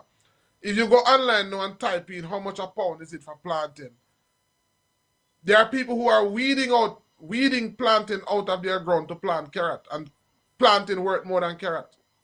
And so a lot of lands that are idle, a lot of lands that have been thrown down, that people say have no value because there is no intentional farming. If there was an industry for herbs, a lot of these lands could be producing thousands, if not millions of US dollars for those lands owners by harvesting herbs. And herbs that grow wild, herbs that they don't have to plant, herbs that they don't have to do anything about. They just have a system where they manage it and say, okay, after 3 months or 4 months, you can go in and you can harvest logwood, or you can harvest guinea hen, or you can harvest, there's another herb that's good for pain that's growing here in Jamaica. It's called wild lettuce. There is Jamaican dogwood bark, which is phenomenal for insomnia, for persons who are not sleeping. Jamaican dogwood bark, which is endemic to Jamaica, is one of the most powerful herbs out there for persons who are having headache. And I don't know anybody, I don't know nobody at all that makes a product from Jamaican from Jamaican dogwood bark. Logwood, the heart of the logwood, very high in iron. I don't know nobody who's producing products from that. I don't know anybody who's producing products from bamboo or bamboo. I mean, I know a person's producing bamboo leaf, bamboo charcoal. But there's just so many products where you don't have to do 5 of them, 6 of them, 7 of them. Just one of them alone, because of how effective they are, can change your life. Let me bring in Lady English. I make sure talk a little bit about her products, because I want to share the benefits of the I can talk about the pimento oil, because I've used it. The root drink. Yeah, you can boil the leaves too and drink. But I wanted to talk about the menopause symptoms, what the lady with the question, right? So I avoid it. My mom, none of us have hot flashes, me or my sisters or my mom. So my mom, she always took vitamins, right? From she was in her 20s, she was taking ginseng, right? So we followed in her footsteps, taking ginseng from a young age. And I think that had a lot to do with us not getting the menopause. And then I also discovered ginseng wine, right? It's cheap here, but it's got the whole ginseng root in it. It's like $20 in Chinatown. And I've seen one of my customers, she blends ginseng wine with maca root, right? Which is, I think it's grown in Peru, right? But maca root, she mixes it together and it stops hot flashes and menopausal symptoms. So that was what I was trying to tell the other lady. And then for someone had a question about when they're under the light, I would say that they should take a salt bath. You know, like a sauna. They have salt caves, and you go in there and they heal from internally as well. So a salt cave sauna is a good idea to eliminate those issues as well. But the light. Jamaicans, come in on this. Yes, because saunas, you should have regular saunas and massages. Do you know what I'm saying? Because you have to move, your lymphatic system becomes stagnant, so you have to have massages and detoxify through your pores, like Dr. Ben mentioned. But some of the stuff, people need to do massages and saunas. Saunas is really helpful as well, and alkaline water. A lot of illnesses and issues that people have, it's because they don't drink enough water and their body's not alkaline. So you have to really try to get a filter if you can, or just try to drink alkaline water. Dr. Ben, before I bring in the Jamaicans, let me ask this question. I can't answer this question. It's from movie recap. And all right, here it is right here. Movie recap. So what can help a person who can't sleep at nights to sleep? Well, I'll say, you know, there are mild sedatives. We spoke about melatonin. We spoke about soursop bark. We spoke about valerian. Maybe one of the most. Maybe I know that to be one of the most powerful herbs, because even in Germany, I think valerian has to be obtained through a prescription. There's CBD oil, which again is another very powerful. Maybe the two most powerful sedatives that I know is CBD and valerian. And if people have baths, right? If you take a bath and take a crystal bath, right, with Epsom salts, that will put you to sleep. Right? If you can soak in the Epsom salts for at least 15-20 minutes, right, you will sleep. It makes you drowsy. That's why you shouldn't soak in Epsom salts, Dead Sea salts during the day. Because they're magnesium, so they relax the muscles. Right, so you can use that as well if you bath. Yeah. Jamaicans. And just to pick up on that same resting, sleeping, the environment that you create as well, your surrounding plays a major part in how you rest or how you sleep. So ensure that your lighting, also music can aid into that as well, and just to relax the mind. When you spoke about earlier, like what Dr. Ben said about the food that you eat, that will affect your psychology, because a lot of people, when you see their behavior, it's because of what they have been eating and how they're partaking in what they're eating as well. So everything should be done in moderation rather than. Go ahead. No, let me ask you. Are you saying if you don't think you should have piggish?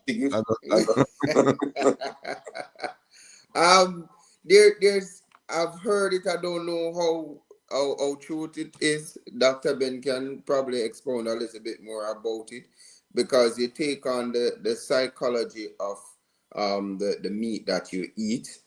Yeah, I heard that there's a connection in terms of how the animal behave like that. For me, I only do fish and vegetables, so I believe that, and it has helped my chest, because I normally had a bit of congested chest area, and after stop eating red meat years now, probably about 5-6 years now, I started feeling better. And again, as I said, you are what you eat, and it is important that people take the opportunity to think about their health, think about how much they're eating of one thing. Again, when you're feeling depressed, you tend to go for sweet things, the chocolate, the ice cream, and these type of things are just hurting your body, and then you go down to diabetes and such. So important, very, very important about what you eat and how you eat it. So I'm very big on that. All right. We have I get a feedback. I think it's your phone, Jamaican. We have about 7 minutes left. So we have to wrap it up. Oh, hold on. Let me turn on the phone. The young lady who had this the question about the follow-up to the sex the virility question. The phone is on, so you can call. Dr. Ben is here. We have 6 minutes to go, so you have to hurry. It's been quite an eye-opener. Every time Dr. Ben is here, it's an eye-opener because I learned something. I think I should take the class too, because when I hear him talking, I say, oh, I remember him did say that, you know. I remember celery. I remember a couple of them. So, all right, here we go. Caller, welcome to Come Reason with Rattigan. Where are you calling from? Philadelphia. Yes, Miss Philadelphia. Go ahead. Good night, everyone. Nice program, very educated and informing. Please share with me with my voice. I'm having some problem with my voice. Anyway, let me try. Dr. Ben, to follow up on the answer you gave about men eating too much meat, and then they have this high sexual, what do you call it? You know, sex drive or sexual libido. Yeah. Choice. Okay. You understand what I'm trying to say? Yes, but I understand. Dr. Ben? Yeah, man, I understand. I'm hearing you. Here. Go ahead with the question, please. Okay. The question is, would you say then men are promiscuous or having this high sexual drive because they eat too much red meat? One question to answer. Next one.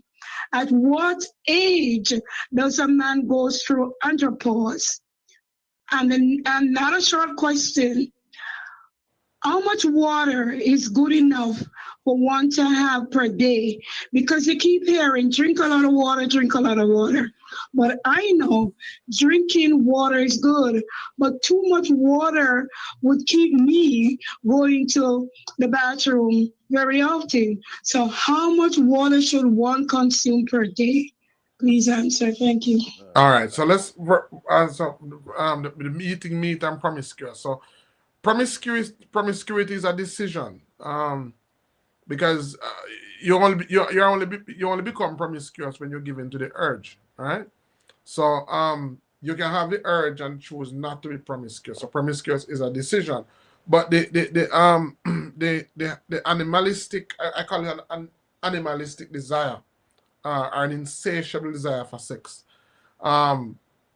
We definitely see that when you eat a lot of meat, you know, for most men, this may not be for every man, but for most men, it's definitely a reality. And so, you know, it is especially red meat, especially red meat. So you can have the desire and not act upon it to become promiscuous. As it relates to what's your third question? The third question was, help me, Ratty. The last question that you had. Slip me now too. Yeah, anybody remember the third question? Oh, water. Oh, water, right. Yeah, the water now. So with the water, how much water is enough water? I would say maybe about a quart. And of course, as I said, remember, if you drink it the way you ought to drink it, you're not going to want to go to the bathroom regularly. If you sip it, so you have the allotment for the day, you drink it evenly throughout the day, what's going to happen? Your body is just going to absorb it. Most time when you want to go to when you go to the bathroom is usually when you wait until you're thirsty, you drink too much, and after drinking it, about this, may I set her up? May I sabotage her husband? But once you drink it like that, you're not gonna have that problem. And then also you shouldn't try to drink too late in the evening because it's gonna wake you up. You wanna drink all the water by about maybe 3:30, 4 o'clock. She said, what age does a man go through andropause? Round about age, you start from about age 40. but by about 50, thereabout, early 50s, you start to see the symptoms. But that is changing. We see a lot of men who are having issues, and how it starts out is you sometimes don't have that intense desire for intimacy that you used to have, or during intimacy you start to lose your erection. Happens every now and then it start to get more frequent. Once you start that sign, once you start to see that happening, just start to work on it. Don't wait until it gets out of hand. Then you want to run, come now. No. Start to get your supplement. Start to get your boron supplement. Start to get your zinc supplement. Start to get the testosterone supplement. Start to get those herbs that will ensure that you're maintaining externally what the body is not producing internally. All right, so look, it's been an informative and educational session. Let me start with Jamaicans. Any parting comments? The parting comments is to say thank you again for another informative reasoning with Rattigan is just always a delight. It's always like a buffet for knowledge. So you get a little bit of politics in the same way. You get a little bit of oh, you're not like the Prime Minister. I give no and to rest. squeeze that one in. And it was centered around health today. If everybody listening today don't take away anything, take away this, that your health is your wealth. And it is said so often, and it might be cliche, but remember, the only vehicle you have to bring you through life is this one that you have now, the body. And Dr. Ben, I am ready to be mentored. I believe that, as you said, you are teach how to be healers, and that is becoming one with the knowledge and then understanding how to teach it, because that is how you know that you're really using knowledge, when you're able to pass it forward. Again, everybody who is in the chat, in the comment section, trust and believe that you were empowered yet another day with Reasoning with Rattigan. Thank you for welcoming me to the platform, and I look forward to more conversations. But thank you for everybody on the panel as well. Yeah, you'll be on this Saturday too. And folks, if you need to get in touch with Jamaican, his details are right there on the screen. You can take a screenshot of it. Reach out to him. He's got some. Hey, talk about the products before you go, man.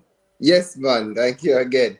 All right. So as we discuss about the noonie, I can tell you my personal experience with my son. Trust me, man, it was scary sometimes. My son will be how constipated he gets, how he's crying, or how it happens. And I'm telling you, since I found this product, trust me, it has been a great help. And as I said before, any product that you hear, Dr. Ben said it as well, do your independent research. Speak to your physician about it and work it, use it. Jamaica is blessed to have some of the best plants in the world to fix your problems. The dog will eat the plant, so learn from them. Right here you have the coconut oil, and the coconut oil is not only good for cooking, it is also good for oral health. It helps with the digestion process as well. Skin, and your skin makes your skin radiant. No toning like bleaching, but just making your skin look so smooth and looking beautiful. So that most definitely. And we have the castor oil. You have black castor oil as well.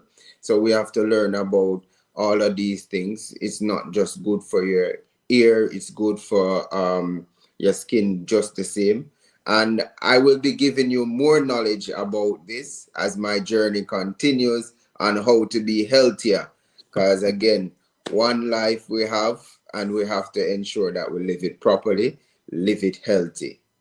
And thank you again. The information is there. You can WhatsApp me, reach out to us on Instagram, TikTok, and we will definitely give you more information about shipping, pricing, everything, and even in your own capacity, in your surrounding. Think about eating healthy. Dr. Ben talk about your environment being healthy as well. So be healthy from your environment, from the light that you have.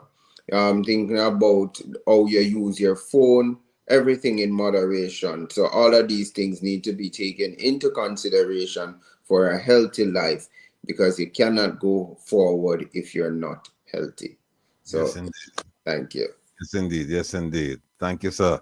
And for those of you who you're thinking about what is next for Jamaics, he will be on Reason with Rattigan this Saturday. We're going to have a young people's forum. So we're having Jamaics, we're having Dervin, and we're having Fabian from Jamaica Walk By. You know, a young panelists and a young panel, and we're going to talk to them about, you know, the future of Jamaica, the present and the future of Jamaica, how things could be better and where things are right now. And we're going to get some interesting viewpoints from them because we don't have all the answers, you know. Neither do they, but they have a perspective that we would love to hear. And I'm sure that they've been listening to our perspective as well. So it's about time that we give them the floor so that they can express themselves and we can learn. So thank you, sir. All right. Lady English, you're I up. enjoyed myself. We're going to wear. Hold on I there. must commend you. Nice wig. Wig? Darling, this is all natural. Thanks to Fountain Mighty Roots. Fountain Yeah. Mighty Roots is the best hair product coming out of Jamaica. Real black Jamaican castor oil and the pimento. It gives my hair a more healthier, bouncy, richer look. Even good for the edges. Edges? Where can I get it? Log onto your website, fountainoil.com, and even on Amazon. Fountain Mighty Roots. It's hair to save your hair. You owe it to your roots. Yes, indeed.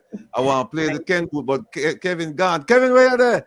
I know Kevin put it now if I go find it, but we're going to play it again at some point. But anyway, the floor is yours, ma'am. Yeah, thank you. I appreciate being here this evening. I added to my knowledge. I know a lot and I learned a lot more. And you know, your audience, you know what I'm saying, they have lots and lots of questions. So there's a lot more to talk about another time, but I appreciate it. Invest in a bottle of pimento oil for it is literally a complete medicine cabinet in a bottle. It addresses so many issues: sciatica, rheumatism, back pain, poor circulation, knee pain, nerve damage. There was a lady in the chat. She was talking about wrist pain. Okay, so that sounds like carpal tunnel syndrome. So the pimento oil will help with that. For the person who said about the snoring, he should sleep on his side because usually you snore if you sleep on your stomach or on your back. So you should sleep on your side, right? To stop the snoring. All right, some of my products, the pimento oil, if you log onto the website, okay, we keep the leaf in the bottle so that it continues to ferment over time. It gets stronger. We got the Fountain Mighty Roots for those receding hairlines. That's what Audrey Reed was talking about. She has a lot of hair anyway, but her hair grew so much more after using Fountain Mighty Roots. We've got the hair food with the peppermint leaves for people who have dandruff, dry, itchy, flaky scalp. That will get rid of that. And it's antibacterial, antifungal, and it also grows and thickens your hair. And we too, Jamaics, we got real black Jamaican castor oil. All right. So it is a multi-purpose healing oil. All right. It does so much. It grows hair. You can shrink skin tags with it. You can grow your eyelashes. You know what I'm saying? It relieves constipation. It literally does everything as well. So you can check out our website, www.fountainoil.com. And I hope to be on here again. It was really enlightening. And sure. I love to learn more from Dr. Ben, and I will definitely be giving you a call. Yeah, I'm No worries. Give you a ring this week. Yeah. No worries. Folks, you know, I've been in touch with Lady English several years now. It's my first time actually seeing her. Yeah. Right. Yeah. Yeah, we talked on the phone a couple of times. Yeah. So and I'm happy to talk with you in person too. I watch your show on a Saturday when I'm in. Do you know what I'm saying? And it's on for hours, but you got a couple of thousand people on, and the conversations are really good. So you know that is the time when I get to hear about what's going on in Jamaica, because I try not to focus on the YouTube stuff because it all seems to be really, really bad, and it's, you know, really makes you be put off about Jamaica. But Jamaica is so beautiful, and I'm really grateful that my parents and my ancestors, you know, via Africa, of course, that we're from there, because it's such a beautiful place, and I just enjoy it, and the forestry and the greenery, and it's just so peaceful and tranquil. And I just consider Jamaica truly blessed. You know what I'm saying? It is a piece of God. It's just a piece of. It has to be one of the places that God created in those 6 days, because it's just everything. It's just so blessed. So well, we will fix it up, and we're happy to have you here. And please, you know, this is your first time. It's definitely not going to be your last. I hope not. And I got so many commercials. I got tons of them. So yeah. So thank you for having me. I appreciate you all, and have a happy Christmas if you celebrate. And I'll be tuning in on Saturday to listen to the young people, see if they're going to talk about the Vibes Cartel concert. Yeah, I might go. I got my media accreditation, so I'm thinking about it. Yeah. Oh, yeah, that might if you have ticket to me to talk to Lady English. I'll be calling you then. Yes. Well, they didn't give me a ticket. I just have a pass. Do you know what I'm saying? Because I'm a broadcaster too, but I'm just thinking about it, because, you know. Well, you know, Isaac Buchanan is here on a Saturday. I think he's coming this Saturday, so you can always talk to him about getting a pass. Yeah, I got one. I got accreditation. Yeah. So, but I'm not I sure. will be the one talking They to just him. give you one, and I don't want to go by myself. Do you know what I'm saying? Oh, okay. Yeah. All right. Hey, Doc, come on in here, man. Thank you. Talk to us. Give us some parting words here. Yeah, man. I just wanna, you know, say that. By the way, Doc. By the way, I didn't set you up. I knew you were coming to New York, and some people called me and they said to me, "Hey, we can't reach Doc," and I just said, "Boy, I'm there, Bronx, you know, I can't reach him." That was it. I didn't know Yeah, I want to say the person, you know, one of the things, if there was anything that I hate about what I do, it is whenever my work reaches a stage where I feel that people think that they're a number, you know, and I hate that. I want to connect more with persons, but it's just not physically possible for me to. It used to affect my mother, because sadly she's one of the person who feels that I don't get to call her as much as I would want to. My wife feels the same way. So, you know, somebody said to me, a healer said to me that when you're going to healing, you no longer belong to your wife, you no longer belong to your family, you belong to the world. And it's so true, but it used to affect me. So, you know, and I used to lie down at nights. Sometimes I say I'd call her back. Sometimes I say I'd call back family members, and I don't get a chance because my phone constantly ring, and then your headspace becomes preoccupied with listening to the person we're talking to at the time, the problem that you're dealing with at the time, and you just don't get a chance to do to people. You don't get a chance to let people feel special. I want people to feel like they're the only person that I'm attending to, but I just can't because I deal with so many persons.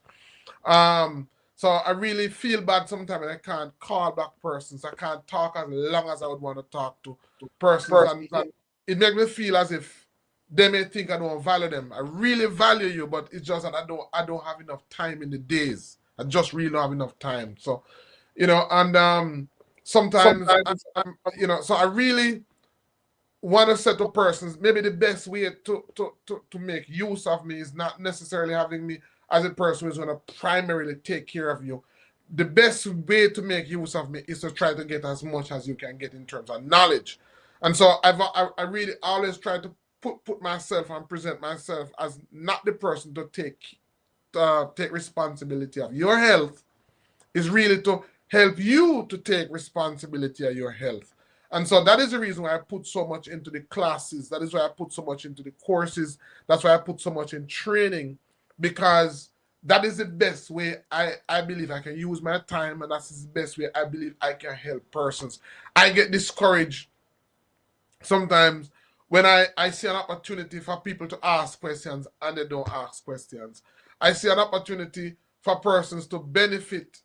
I'm not a person, it's not about money. Sometimes if person call me, if I put a price, sometimes I'll bend it. I'll make adjustments just to get the information out. My joy is helping people to become better versions of themselves. That's what I really enjoy doing. And so, I'm excited about the workshop that's coming, the retreat that's coming up. It's March 22nd through to the 28th. It's going to be 1 week. Some persons are going to be in rooms. Some people are going to be in tents.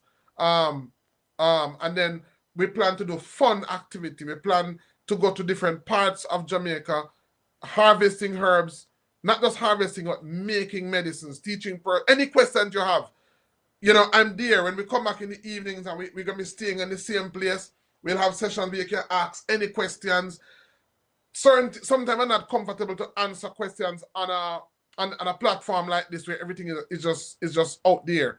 But I feel much more comfortable in answering questions when it's not in a setting where it's on the internet, because you have to be careful in what you do.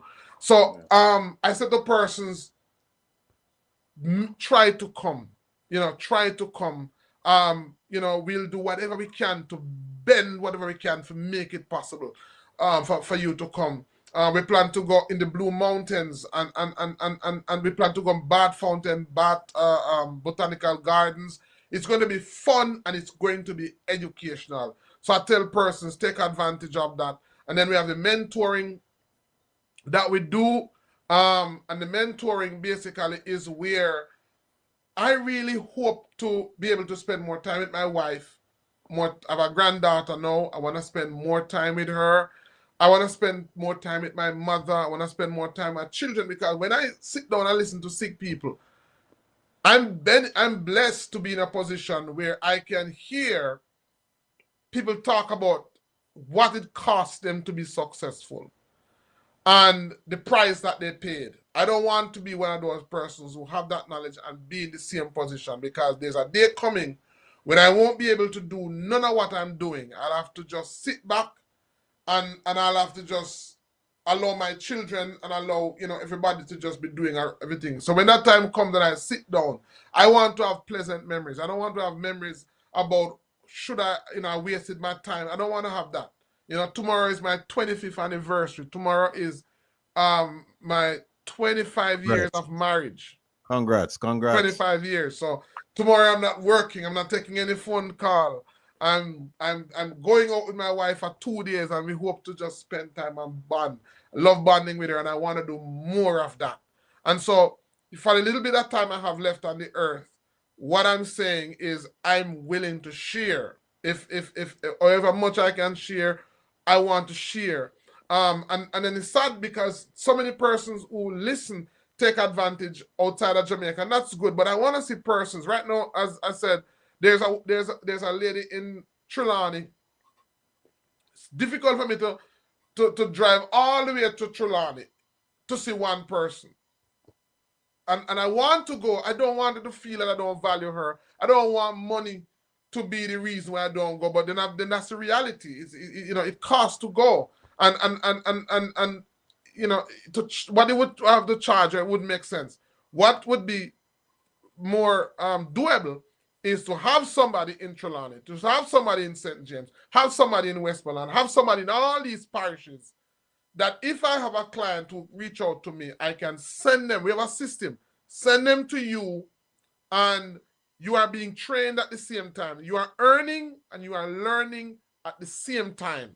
And the client is getting good care, good attention. And I can sleep knowing that, I went to see 10 persons in St. Elizabeth, and I'm back in Trelawney, I'm back in Portland now, and I have these persons. I can know that there's somebody in Trelawney who is attending to them. I might not be able to, answer all the questions right away, but I can do it. That's a system. So I'm saying to persons, those are what I have out there. I do feel guilty a lot of times, but I'm trying my way how to make time for the people who are close to me, and at the same time serve everybody else. So the only way that can be done is not to look to me as somebody who can do it for you. Try to get the knowledge, because there's nothing that I'm doing that you can't do for yourself once you learn how to do it. So that's what I'll say to you. The best weapon against sickness and disease is education, not medication. So that doesn't matter what it is: cancer, diabetes, high blood pressure. I really prefer when somebody call me and ask me, how can I learn? It's rather than, can I do this for me? And then they call you, what I shouldn't eat, what I should. I mean, I don't want that. I prefer to teach somebody. We're dealing with a series now on cancer. Most of the persons who have cancer, it's caused, what you need is education before you even do surgery or chemotherapy, whatever you're going to do. The most important thing you need is education. Stop functioning from a point of fear. Stop functioning from a point of fear. Do not allow yourself to be motivated by fear. And a lot of the persons out there, they are motivated by fear. And when you are motivated by fear, you are setting up yourself to be taken advantage of. Some persons some healers will still need to help you, but a lot of persons out there, they are going to take advantage of you.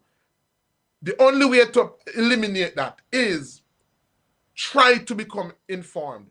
Try to become educated. Anywhere you hear that there's any bit of knowledge, try to find yourself there. Because sometimes, and it's funny, Narati, because when you charge, people evaluate it. And if you say it's free, they don't. And that's sometimes you have to, and sometimes the more you charge, the more people value it. And the less you charge, the less people value it.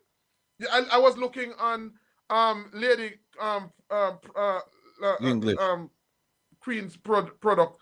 I was looking at the price, and I see very good price. Fountain 100 Moroccan argan oil, $24.99. I see one product. Some of these things, people will pass it and want a product for $900 or $800. They value it. It's funny how people value things. And as I said, is that you find that the people who rip off people, they're the ones that people spend money with and people run down, and they really want to help you. They want to really value you. You don't value them. You don't. I guess because it's too free or it's too affordable, it's not good. I guess that's the way that people think. But what I want to say to you tonight is, and I'm so happy that I get the chance, because even up until now, from my last visit in New York, I'm still unhappy because of the type of service I delivered, and it's just because it's just me alone. Sometimes I can't know what I'm going to face until I actually go, because it's impossible. I went there, saw persons, registered persons, made medicine. I remember I went there and I said to persons, come, let me teach you. And nobody turned up. Nobody turned up. Nobody not turn up. And yet they want you to do it for them. Right. They want you to do it for them. Your health is your responsibility. So I can't stress it enough. I still feel bad, but I want to say to persons is that try to do it for yourself, get knowledge. So whatever workshops or whatever sessions we have, whatever we have, please, take advantage of them. If you don't have the money, talk to me. We can work out something. It's not about the money. I just put it there because I find that when you do things for free, people just don't value it. But if you want the knowledge and I know that you want it and you value it, trust me. All if you don't have the money, we not a problem. All right. Yeah. All right. Well, look, Jamaicans, Lady English, and Doc, just want to say thanks from the bottom of my heart for your appearance here tonight. It's been very, very enlightening, informative, educational. People are going to walk away tonight knowing that they've spent the time and it was well spent. In closing, all I have to say is this: your health is your wealth. Take care of it. So until I see you on Saturday,